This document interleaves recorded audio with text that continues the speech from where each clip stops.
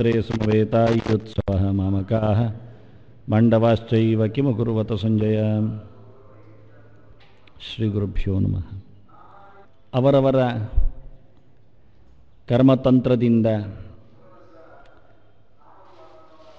ವಿಶೇಷವಾದ ಸಿದ್ಧಿಯನ್ನು ಪಡೀಲಿಕ್ಕೆ ಬರ್ತದೆ ಅನ್ನುವುದು ಹೇಗೆ ಎನ್ನುವ ವಿಷಯವನ್ನು ಕೃಷ್ಣ ನಾನು ಹೇಳುತ್ತೇನೆ ಅಂತ ಹೇಳಿದ್ದಾನೆ. ಬಹಳ ಕಡಿಮೆ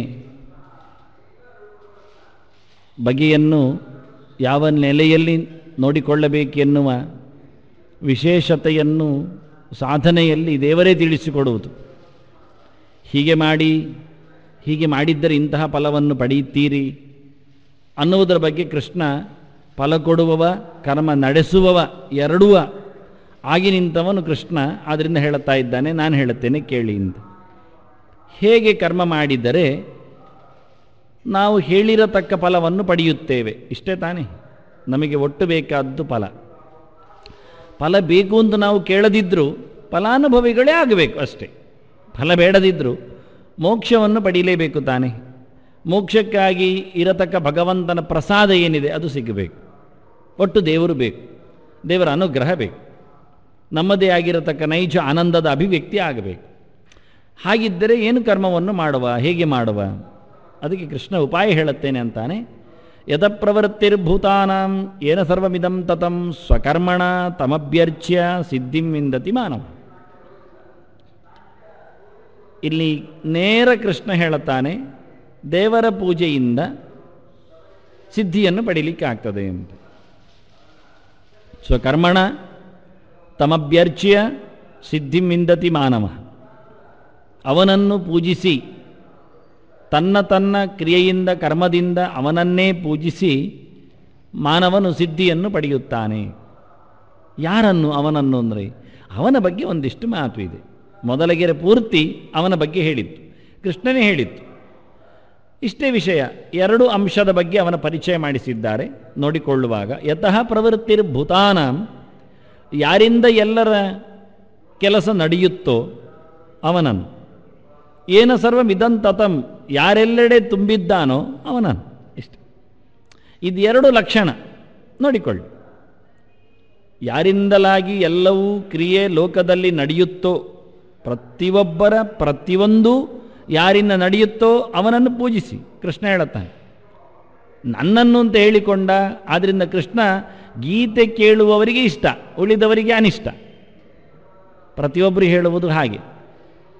ಒಂದು ಸಾಬೂನಿನ ಸೋಪಿನ ಫ್ಯಾಕ್ಟ್ರಿಯವರು ಇರ್ತಾರೆ, ಅವರು ಹೇಳ್ತಾರೆ ಇದನ್ನೇ ಉಪಯೋಗಿಸಿ, ಇದು ನಿಮ್ಮ ಆರೋಗ್ಯಕ್ಕೆ ವರ್ಧನೆ, ಇದು ನಿಮ್ಮ ಕೇಶವನ್ನು ವರ್ಧಿಸುತ್ತದೆ ಎಲ್ಲ ಹೇಳುತ್ತಾರೆ.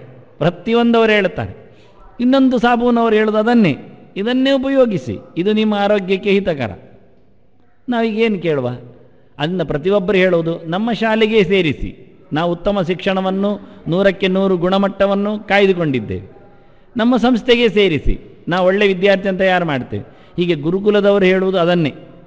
ಪರೋಕ್ಷವಾಗಿ ಇನ್ನೊಬ್ಬರದು ಸರಿ ಇಲ್ಲ ಅಂತ ಹೇಳಿದಾಗೆ ಬರಿಬೇಕಾಗಿಲ್ಲ ಅದನ್ನು ಕೆಳಗೆ. ಆ ಶಾಲೆಗೆ ಸೇರಿಸಬೇಡಿ, ಈ ಸಾಬೂನು ಉಪಯೋಗಿಸಬೇಡಿ, ಅದು ಬರಿಬೇಕಾಗಿಲ್ಲ, ಅದು ಪ್ರಯೋಜನ ಇಲ್ಲ.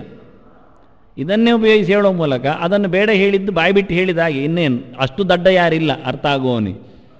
ಆದ್ದರಿಂದ ಕೃಷ್ಣನ ಗೀತೆ ಯಾರಿಗೆ ಇಷ್ಟ? ಕೃಷ್ಣ ಪ್ರೇಮಿಗಳಿಗೆ ಇಷ್ಟ. ಉಳಿದವರಿಗೆ ಯಾಕೆ ಅನಿಷ್ಟ? ಹೇಳಬೇಕಾಗಿಲ್ಲ. ಯಾಕೆ? ಅದರಲ್ಲಿ ಕೃಷ್ಣ ನನ್ನನ್ನೇ ಪೂಜಿಸಿ, ನನ್ನನ್ನೇ ಆರಾಧಿಸಿ, ನನ್ನನ್ನೇ ಪ್ರೀತಿಸಿ ಹೇಳುತ್ತಾನೆ. ಆದ್ದರಿಂದ ಪರೋಕ್ಷವಾಗಿ ಉಳಿದವರನ್ನು ದ್ವೇಷಿಸಿ ಹೇಳಿದಾಗೆ, ತಿರಸ್ಕರಿಸಿ ಹೇಳಿದಾಗೆ, ಬಿಟ್ಟು ಬಿಡಿ ಹೇಳಿದಾಗೆ. ನಾನು ಕೃಷ್ಣನ ವಾಣಿಯಾಗಿ ಅವನ ಮಾತಾಗಿ ಅವನು ಹೇಳಿತಾನೆ ಹೀಗೆ ಅಂತ ಹೇಳಿದರು, ನನ್ನನ್ನೇ ಆಗಿ ಜನ ಪ್ರೀತಿಸುವುದಿಲ್ಲ, ದ್ವೇಷಿಸ್ತಾ ಇದ್ದಾರೆ.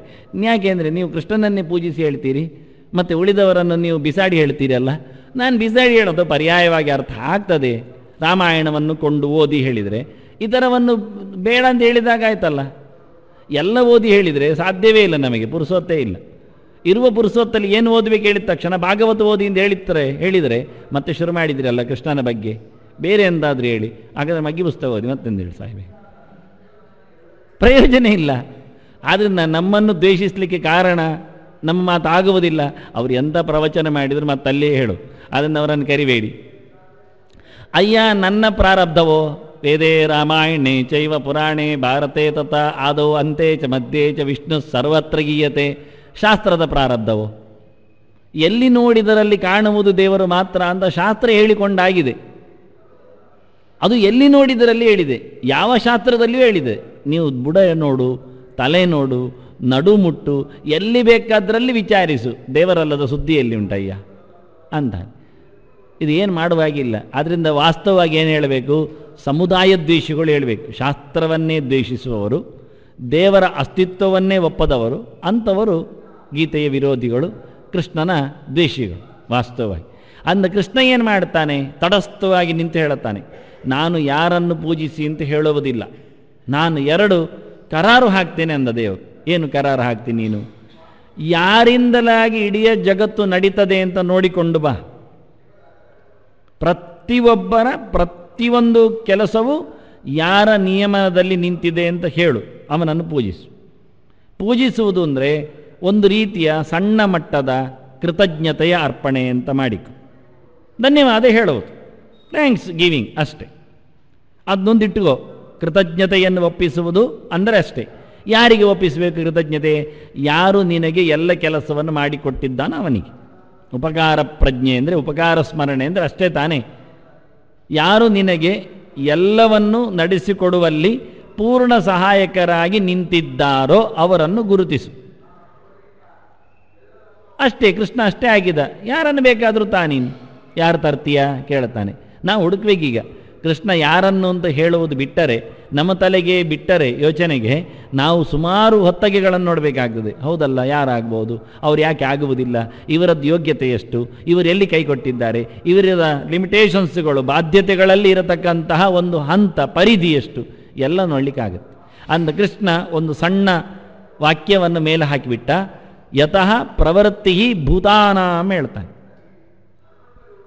ಎಲ್ಲದರ, ಭೂತಗಳು ಅಂದರೆ ಜೀವಜಾತಗಳು, ಜಡ ಪದಾರ್ಥಗಳು, ಒಟ್ಟು ಚರಾಚರ ಪ್ರಪಂಚ ಒಂದನ್ನೂ ಬಿಡದೆ, ಭೂತಿಂಗತಾನ ಮುಕ್ತರನ್ನೂ ಇಟ್ಟುಕೊಂಡು ಒಬ್ಬನನ್ನು ಹೊರತುಪಡಿಸಲಿಕ್ಕಿಲ್ಲ, ಸರ್ವವೂ ಬಂತು. ಈ ಎಲ್ಲವೂ ಚರಾಚರ ಪ್ರಪಂಚ ಪ್ರತಿಯೊಂದು ಅಣುವು ಬಿಡದೆ ಯಾರಿಂದಲಾಗಿ ನೇಮಿಸಲ್ಪಡುತ್ತದೆ ಕೇಳು. ಮುಗೀತು, ಇಷ್ಟೇ ಹಾಕಿದ್ದಾರೆ. ಇದನ್ನು ಯಾವ ಸಣ್ಣ ವ್ಯಕ್ತಿಗೂ ನಾವು ಹೇಳಿಕೊಡಬೇಕಾಗಿಲ್ಲ, ಅದು ದೇವರಿಂದ ಅಂತ. ಯಾಕೆಂದರೆ ಏಕೋ ದೇವ ಸರ್ವಭೂತೇಶು ಕೂಡ ಶ್ರುತಿ ಹೇಳಿತ್ತು. ಹಿಂದೆ ಕೃಷ್ಣ ಬೇಕಾದಷ್ಟೇ ಹೇಳ್ತಾನೆ ಅದನ್ನೇ. ಮಯಾ ಸರ್ವಮಿದಂ ಪ್ರೋತಂ ಸೂತ್ರೇ ಮಣಿ ಗಣ ಇವ ಅಂದ. ಇದೆಲ್ಲದರೊಳಗೆ ನಿಂತದ್ದು ನಾನೇ ನೋಡಿಕೊಳ್ಳುವುದು ಅಂದಿದ್ದಾನೆ. ನಿನಗೆ ಗೊತ್ತಾಗುವುದಿಲ್ಲ. ನಿನಗೆ ಮಣಿ ಚಂದ ಚಂದದ್ದು ಕಾಣುತ್ತೆ, ಅದು ಕುತ್ತಿಗೆಯಲ್ಲಿ ಶೋಭಿಸ್ತದೆ, ಜನರು ಅದಕ್ಕೆ ಕೈ ಮುಗಿತಾರೆ. ಒಳಗೆ ಹಗ್ಗ ಇದೆ, ಅದು ನಾನೇ, ಅದು ಯಾರು ನೋಡುವುದಿಲ್ಲ ಅಂತಾನೆ. ಹಗ್ಗ ಇಲ್ಲದಿದ್ದರೆ ಅದು ಇರಲಿಕ್ಕೆ ಸಾಧ್ಯ ಇಲ್ಲ, ಇರಲೇಬೇಕು ಅಂತಾನೆ. ಕಾಣುವುದಿಲ್ಲ, ಅದನ್ನಿಲ್ಲ, ಅದಲ್ಲ, ಅದು ನಾಸ್ತಿಕವಾದ ಸರಿ ಇಲ್ಲ ಅಂತಾನೆ. ಕಾಣದೇ ಇರುವುದು ಇಲ್ಲ ಹೇಳುವುದು ತಪ್ಪೇ ತಪ್ಪು ಅಂತಾನೆ. ಪ್ರಯೋಜನವೇ ಇಲ್ಲ ಅಂತಾನೆ. ಉಪಯೋಗಕ್ಕೆ ಬರದ ಸಂಗತಿ ಅದು ಆಗ್ತಾನೆ. ಯುಕ್ತಿಯನ್ನು ಸಂಪಾದನೆ ಮಾಡಬೇಕಾಗುತ್ತೆ, ನಾವು ಕೂಡಿಸಬೇಕಾಗುತ್ತೆ, ಅದನ್ನು ಹೇಳಿಕೊಡಬೇಕಾಗುತ್ತೆ ಅಂತಾನೆ. ಅಹಂ ಸರ್ವಸ್ಯ ಪ್ರಭವ ಮತ್ತಃ ಸರ್ವಂ ಪ್ರವರ್ತತೆ. ಇಡೀ ಜಗತ್ತು ಉಂಟಾಗುವುದು, ಇರುವುದು, ಬೀಳುವುದು ಎಲ್ಲ ನನ್ನಿಂದ ಅಂತ ಅದು ಹೇಳಿ ಆಯ್ತವನು. 3, 6, 7, 9, 10 ಎಲ್ಲ ಅಧ್ಯಾಯಗಳಲ್ಲಿ ಅದೇ ಚಿಂತನೆಗಳನ್ನು ಕೊಟ್ಟಿದ್ದಾನು ನೋಡ್ಲಿಕ್ಕೆ ಹೋದ್ರು. ಆದ್ದರಿಂದ ಇದಕ್ಕೆ ಉತ್ತರ ಹಿಂದೆ ಬಂದಿದೆ. ಈಗ ಅವನು ತೇಲಿಸಿಕೊಂಡು ಹೇಳಿದ, ನಮಗೆ ತಲೆಗೆ ಬಿಟ್ಟುಕೊಟ್ಟ. ಯಾರಿಂದಲಾಗಿ ಎಲ್ಲವೂ ಆಗುತ್ತೋ. ಪ್ರವೃತ್ತಿ ಅಂದರೆ ತ್ರಿಕರಣದ ಪ್ರವೃತ್ತಿ, ಮಾನಸಿಕವಾದ ಕೆಲಸಗಳು, ಶಾರೀರಿಕವಾದ ಆಗುಹೋಗುಗಳು, ವಾಚಿಕವಾದ ವಿಷಯಗಳು. ಇದು 3 ಮನುಷ್ಯ ಮಾಡುವುದಾದರೆ ಅವನ ವೃತ್ತಿಯಲ್ಲಿ ಇದು 3 ಆಗ್ತದೆ. 3 ಅಲ್ಲ, 10 ಇಂದ್ರಿಯ ಕೆಲಸವು. ಕಾಣುವುದು, ಕೇಳುವುದು, ಶ್ರೋತ್ರಸ್ಯ ಶ್ರೋತ್ರಂ ಮನಸೋ ಮನೋ ಯದ್ವಾಚೋಹ ವಾಚಂ ಸವು ಪ್ರಾಣಸ್ಯ ಪ್ರಾಣಃ. ನಮಗೆ ಪ್ರಾಣನಿಂದ ಆಗುತ್ತೆ ಹೇಳಿದರೆ ಪ್ರಾಣನಿಗೆ ಉಸಿರಾಡಿಸುವುದು ಯಾರಯ್ಯ ಅಂತ ಕೇಳಿಬಿಡ್ತಾನೆ. ಅಂದ್ರೆ ಪ್ರಾಣಸ್ಯ ಪ್ರಾಣ ಅಂದು ಮನಸೋ ಮನೋ ಯದ್ವಾಚೋಹ ವಾಚಂ ಅಂತಾನೆ. ಮಾತಿಗೆ, ಮಾತಿನ ದೇವತೆಗೂ ಮಾತು ಹೇಳಿಕೊಟ್ಟವನು ಯಾರಯ್ಯ? ಅಗ್ನಿಗೂ ಬಿಸಿಯನ್ನು ಕೊಟ್ಟವನು ಯಾರು? ಯದಾದಿತ್ಯಗತಂತೇಜ ಜಗದ್ಭಾಸಯತೆ ಕಿರಂ ಯಚ್ಚಂದ್ರಮಸಿ ಯಚ್ಚಾಗ್ನೌ ತತ್ತೇಜೋ ವಿದ್ಧಿ ಮಾಮಕಂ. ಕೃಷ್ಣ ಹೇಳಿ ಆಗಿದೆ, ಉತ್ತರ ಕೊಟ್ಟಿದ್ದಾನೆ. ಯಾರು ಎನ್ನುವುದು ಸುಮಾರು ಉತ್ತರ ಕೊಟ್ಟಾಗಿದೆ. ಆದರೆ ಇಲ್ಲಿ ಸುಮ್ಮನೆ ಯಾರು ನಿನಗೆ ಎಲ್ಲವನ್ನೂ ನಡೆಸುತ್ತಾನೋ ಅವನನ್ನು ಪೂಜಿಸು ಹೇಳಿಬಿಟ್ಟ. ಅವನು ನಾನೇ ಎನ್ನುವುದು ನೀನು ಹುಡುಕಿಕೊಂಡು ಬರ್ತಿ, ಗೊತ್ತುಂಡು ಅವನಿಗೆ. ಇದು ಜನರಲ್ ಸ್ಟೇಟ್ಮೆಂಟ್ ಹೇಳ್ತಾರಲ್ಲ ಹಾಗೆ ಸಾಮಾನ್ಯವಾದಂಥ ವಾಕ್ಯ. ಇದರಲ್ಲಿ ಕೃಷ್ಣನೇನು ಸ್ವಾರ್ಥ ಇಲ್ಲ, ನಿನ್ನಿಷ್ಟ, ನೋಡು, ಹುಡುಕಿಕೊಂಡು ಬಾ. ಒಟ್ಟು ನಮಗೆ ಬೇಕಾದ್ದು ಹಾಗೆ. ನಾವಿವತ್ತು ಮನೆಗೆ ಒಬ್ಬರನ್ನು ಕರಿತೇವೆ ಇದ್ದೇವೆ, ಬೇಡ ಒಂದು ಸಭೆಗೆ ಸನ್ಮಾನ ಮಾಡಲಿಕ್ಕೆ ಇಟ್ಟುಕೊಂಡಿದ್ದೇವೆ. ಆಗ ಅವರು ಹೇಳ್ತಾರೆ ಯಾರನ್ನು ಮಾಡಬೇಕು ಅಂತ. ಅವ್ರು ಬೇಡ, ಅವರು ಮಾಧ್ವರಿದ್ದಾರೆ. ಇನ್ನೊಂದು ಹೇಳ್ತಾರೆ ಅವ್ರು ಬೇಡ, ಅವರು ಜುಟ್ಟು ಬಿಟ್ಟಿದ್ದಾರೆ. ಇನ್ನೊಂದು ಹೇಳ್ತಾರೆ ಅವ್ರು ಬೇಡ, ಅವ್ರು ಹೋಟೆಲಿಗೆ ಹೋಗುವುದಿಲ್ಲ. ಅಯ್ಯ ಮಾರೆ, ಹಾಗಾದರೆ ಬೇಡ. ಯಾರನ್ನು ನಾವು ಸನ್ಮಾನಿಸಿದರೆ ಪುಣ್ಯ ಕಟ್ಟಿಕೊಳ್ಳುತ್ತೇವೆಯೋ, ಯಾರನ್ನು ಸನ್ಮಾನಿಸಿದರೆ ನಾವು ಪಾಪಕ್ಕೆ ಭಾಗಿಯಾಗುತ್ತೇವೆಯೋ ಅಂಥ ವ್ಯಕ್ತಿಯನ್ನು ಹುಡುಕಿ ಮಾಡು ಹೇಳಿದರೆ ಆಗ ಅಲ್ಲಿಗೆ ಬರಬೇಕು. ಮತ್ತೆ ಸುತ್ತೋಡ್ದು ಕೊನೆಗೆ ಸಿಗೋದು ಅಂಥವರೇ, ಪ್ರಯೋಜನ ಇಲ್ಲ. ನಿಮಗೆ ನಾವು ನೇರ ಹೇಳಿದರೆ, ಇಂಥವ್ರು ಹೇಳಿದರೆ ಅವರಲ್ಲಿ ಇರತಕ್ಕ ಕುಂದು ಕುರುತೆಗಳನ್ನು ಹುಡುಕ್ಲಿಕ್ಕೆ ಶುರು ಮಾಡ್ತೀರಿ. ಇಲ್ಲದಿದ್ದರೂ ನಮ್ಮ ಕೈಯಲ್ಲಿ ಅಂಥ ಹೊತ್ತಿನಲ್ಲಿ ಭೂತ ಕನ್ನಡಿಗಳು ರಾರಾಜಿಸುತ್ತವೆ. ಅಲ್ಲದಿದ್ದರೆ ಇನ್ನೊಬ್ಬರ ಮಾತುಗಳನ್ನು ನಾವು ಕೇಳಿಕೊಂಡು ನಮ್ಮ ಕಿವಿಯನ್ನು ಹನ್ನೆರಡಾನೆ ಮಾಡಿಕೊಳ್ಳುತ್ತೇವೆ, ಸರಿಯಾಗಿ ಇಟ್ಟುಕೊಳ್ಳುವುದಿಲ್ಲ. ಅದಕ್ಕೇನು ಮಾಡುವ? ಸಾಮಾನ್ಯ ಹೇಳುವ, ನೀವು ಸನ್ಮಾನಗೊಳಿಸಿದರೆ ನಿಮಗೆ ಪುಣ್ಯ ಬರಬೇಕು ಹೊರತು ಪಾಪ ಬರಬಾರದು. ಅಂಥವರನ್ನು ಹುಡುಕಿಕೊಳ್ಳಿ, ಆಯ್ತಾ? ಯಾರಿಗೆ ನೀವು ಅನ್ನ ಹಾಕಿದರೆ ಪಾಪಿಗಳಾಗ್ತೀರೋ ಅಂಥವ್ರು ಯಾಕೇನು ಪ್ರಯೋಜನ? ಅದು ಹೌದಲ್ಲ. ಹಾಗಾದ್ರೆ ನೀವೇ ಹುಡುಕಿಕೊಳ್ಳಿ. ಹುಡುಕುವ ತಾಪತ್ರಯಕ್ಕೆ ಬೀಳುತ್ತೇವೆ ನಾವು, ಸಿಕ್ಕಿ ಬೀಳುತ್ತೇವೆ. ಹಾಗೆ ಕೃಷ್ಣ ಹೇಳಿದ, ಸಾಮಾನ್ಯವಾಗಿ ಹೇಳಿದ, ನಿನ್ನ ಪ್ರವೃತ್ತಿ ನಿನ್ನದೊಬ್ಬನದ್ದಲ್ಲ, ಸುತ್ತಮುತ್ತಲಿನ ಎಲ್ಲರ ಪ್ರವೃತ್ತಿ, ಇಲ್ಲಿಯವರದ್ದಲ್ಲ. ಭೂತಿಂಗದಾನ ಮುಕ್ತರ ಪ್ರವೃತ್ತಿ. ಉತ್ತಾನಾಂ ಪರಮಾಗತಿ ಅಂತ ಉತ ಅಮೃತತ್ವಸ್ತೇಷಾನಃ. ಎಲ್ಲರಿಗೂ ನಿಯಾಮಕನಾದವನು ಯಾರಿದ್ದಾನೋ ಅವನ ಪೂಜೆ ಮಾಡು. ಪ್ರವೃತ್ತಿ ಅಂದ, ಪ್ರವೃತ್ತಿ ಅಂದರೆ ಪೂರ್ಣವಾದಂತಹ ಕೆಲಸ ಅಂತಾನೆ. ನಿಶುಸೀತ ಗಣಪತೆ ಗಣೇಶುತ್ವಮ ಹೊರವಿಪ್ರತಮಂಗ ವೀನಾಂ ನರತೆ ತತ್ಕ್ರಿಯತೆ ಕಿಂಚನಾರೆ. ಎಲ್ಲಿದ್ದರೂ ನೀನಿಲ್ಲದೆ ಇದ್ದರೆ ನಡೆಯುವುದಿಲ್ಲ. ಒಂದಿನಿತು ದೂರದಲ್ಲಿಯೂ ನಡೆಯುವುದಿಲ್ಲ, ಹತ್ತಿರದಲ್ಲಿಯೂ ನಡೆಯುವುದಿಲ್ಲ. ಒಳಗಿಂದ ಒಳಗಿನ ಕೆಲಸಗಳಿಗೂ ನೀನು ಬೇಕು, ಹೊರಗಿಂದ ಹೊರಗಿನ ಈಗ ಬಾಹ್ಯಾಭ್ಯಂತರವಾದಂಥ ವೃತ್ತಿಗಳು. ಆಗ ನಾವು ನೋಡಿದ್ದು ತ್ರಿಕರಣಪೂರ್ವಕವಾದ ಕೆಲಸಗಳನ್ನು. ಈಗ ನೋಡುವುದು ಒಳಗಿನ ಹೊರಗಿನ. ಮತ್ತೂ ನೋಡ್ತಾ ಹೋದರೆ ನಮ್ಮ ಒಳಗಿನ ಹೊರಗಿನ ಮಾತ್ರ ಅಲ್ಲ, ಬ್ರಹ್ಮಾಂಡದ ಒಳಗಿನ ಬ್ರಹ್ಮಾಂಡದ ಹೊರಗಿನ. ಬ್ರಹ್ಮಾಂಡದ ಹೊರಗಿನ ಅಸ್ತಿತ್ವ ಅದ್ಭುತವಾದದ್ದು. ಕೇವಲ ಅವ್ಯಾಕೃತ ಆಕಾಶದ ಲಕ್ಷ್ಮಿಯ ಇರವು ಅದಕ್ಕೂ ಕಾರಣನಾದವ. ದ್ರವ್ಯಂಕರಮಜಕಾಲಶ್ಚ ಸ್ವಭಾವೋ ಜೀವಯೇವಚ ಯದನುಗ್ರಹತಃ ಸಂತಿ ನ ಸಂತಿ ಯದುಪೇಕ್ಷೆಯ. ಎಷ್ಟು ಮಾತುಗಳಿಲ್ಲ ಅಂತಾನೆ ಕೃಷ್ಣ. ಯತಃ ಪ್ರವೃತ್ತಿರ್ಭೂತಾನಾಂ ಯತಃ ಅಂತರ್ಯಾಮಿಣಃ ಈಶ್ವರಾತ್. ಇದು ಶಂಕರ ಭಾಷ್ಯ. ಯಾರಿಂದ ಈ ಜಗತ್ತು ನಡೆಯುತ್ತೆ ಕೇಳಿದರೆ ಅದು ಒಳಗೆ ನಿಂತ ಭಗವಂತನಿಂದ ಅಂತಾರೆ, ಸ್ಪಷ್ಟವಾಗಿ ಹೇಳುತ್ತಾರೆ. ಅಂತರ್ಯಾಮಿಯನ್ನು ಒಪ್ಪಿದ ನಂತರ ಮತ್ತೆ ನಾನೇ ಜೀವ ನಾನೇ ದೇವರು ಹೇಳುವುದು ಹೇಗೆ? ಅಂತರ್ಯಾಮಿ ಎಲ್ಲಿ? ಅಂತರ್ಯಾಮಿ ಒಳಗೆ ಜೀವನ ಅಂತರ್ಯಾಮಿ. ಅಂತರ್ಬಹಿಶ್ಚ ತತ್ ಸರ್ವಂ ವ್ಯಾಪ್ಯ ನಾರಾಯಣ ಸ್ಥಿತ. ಅದೆಲ್ಲವರಿಗೆ ಗೊತ್ತೇ ಗೊತ್ತವರೇನು ಅವೈದಿಕರಲ್ಲ, ವೈದಿಕರೇ, ವೇದಾರ್ಥವನ್ನು ತಿಳಿದವರೇ, ಆಲೋಡ್ಯ ಸರ್ವಶಾಸ್ತ್ರಾಣಿ ಗೆರೆಯನ್ನು ಕೊಟ್ಟವರೇ ಅವರು. ಧ್ಯೇಯೋ ನಾರಾಯಣ ಸದಾ ಅಂತ ಹೇಳಿದವರೇ, ವಿಷ್ಣು ಸಹಸ್ರನಾಮಕ್ಕೆ ಭಾಷ್ಯ ಬರೆದವರೇ, ಲಕ್ಷ್ಮೀ ನರಸಿಂಹ ಮಮದೇಹಿ ಕರಾವಲಂಬಂ ಅಂತ ಹೇಳಿದವರು. ಓ ದೇವರೇ ನನ್ನನ್ನು ಕಾಪಾಡಯ್ಯ ಅಂತ ಜೀವಾಂತರ್ಯಾಮಿಯಾದ ನರಸಿಂಹನ ಪ್ರಾರ್ಥನೆ ಮಾಡಿದ ನಂತರ ಮತ್ತೆ ಮಾತಾಡಲಿಕ್ಕೇನು ಅದನ್ನು ಸ್ಪಷ್ಟ ಬರೀತಾರೆ. ಅಂತರ್ಯಾಮಿಯಿಂದಲೇ ಪ್ರವೃತ್ತಿ ಅಂತ. ಇಡೀ ಜಗತ್ತು ನಡೆಯುವುದು ಒಳಗಿನವನಿಂದ. ಅವನಿಲ್ಲದಿದ್ದರೆ ಕೆಲಸ ಆಗುವುದಿಲ್ಲ. ಅದು ಯಾರು ಕೇಳಿದರೆ ಕೃಷ್ಣ ನಾನೇ ಅಂತ ಹೇಳಿ ಆಗಿದೆ. ಆದ್ದರಿಂದ ಕೃಷ್ಣನನ್ನು ಮರೆತು ಇನ್ನೊಂದು ದೇವರನ್ನು ಹುಡುಕಲಿಕ್ಕೆ ಆಗುವುದಿಲ್ಲ. ಅಹಂ ಸರ್ವಸ್ಯ ಪ್ರಭವ ಅಂತಾನೆ, ಅಹಂ ಕೃಷ್ಣಸ್ಯ ಜಗತ ಪ್ರಭವ ಅಂತಾನೆ. ಇನ್ನೊಂದು ಕಡೆಯಲ್ಲಿ 2-3 ಸರ್ತಿ ಅದೇ ವಾಕ್ಯಗಳನ್ನು ಹೇಳ್ತಾನೆ. ನಡೆಸಿಕೊಡುವವರು ಅವನೇ. ಸರಿ, ಅವನಿಗೆ ನಾವು ಎಲ್ಲರೂ ಉಪಕಾರ ಸ್ಮರಣೆಯನ್ನು ಕೃತಜ್ಞತೆಯನ್ನು ಒಪ್ಪಿಸುವ. ಆದರೆ ಅವನು ನಡೆಸಿಕೊಡಬೇಕಾದ್ರೆ ಅವನ ಯೋಗ್ಯತೆ ಗೊತ್ತಾಗಬೇಕಲ್ಲ. ಅದಕ್ಕೆ ಹೇಳ್ತಾನೆ, ಭಗವಂತನಲ್ಲಿ ನಡೆಸಿಕೊಡುವ ಯೋಗ್ಯತೆಗೆ ಅವನು ಸರ್ವತ್ರ ಇದ್ದಾನೆ ಎನ್ನುವುದು ದೊಡ್ಡ ಸಂಗತಿ ಅಂತ. ಏನ ಸರ್ವಮಿದಂ ತತಂ, ಸರ್ವತ್ರ ವ್ಯಾಪ್ತನಾದವ ಅದು ಭಗವಂತ ಮಾತ್ರ. ಎಲ್ಲರೊಳಗೆ ನಿಂತಿದ್ದಾನೆ, ಇನ್ಯಾರೂ ಇಲ್ಲ, ಎಲ್ಲಿ ಇಲ್ಲ, ಸರ್ವತ್ರ ಪ್ರವೇಶನಾಗಿದ್ದಾನೆ. ತತಿ ಅಂದರೆ 3 ಬಗೆಯಿಂದ. ಇದು ಹಾಗೆ, ಪ್ರವೃತ್ತಿ ಹಾಗೆ. ಪ್ರವೃತ್ತಿಯಲ್ಲಿ ಅಷ್ಟವಿಧ ಪ್ರವೃತ್ತಿ ಇದೆ: ಸೃಷ್ಟಿ, ಸ್ಥಿತಿ, ಸಂಹಾರ, ನಿಯಮನ, ಜ್ಞಾನ, ಅಜ್ಞಾನ, ಬಂಧ, ಮೋಕ್ಷ. ಇದು ಮುಖ್ಯ.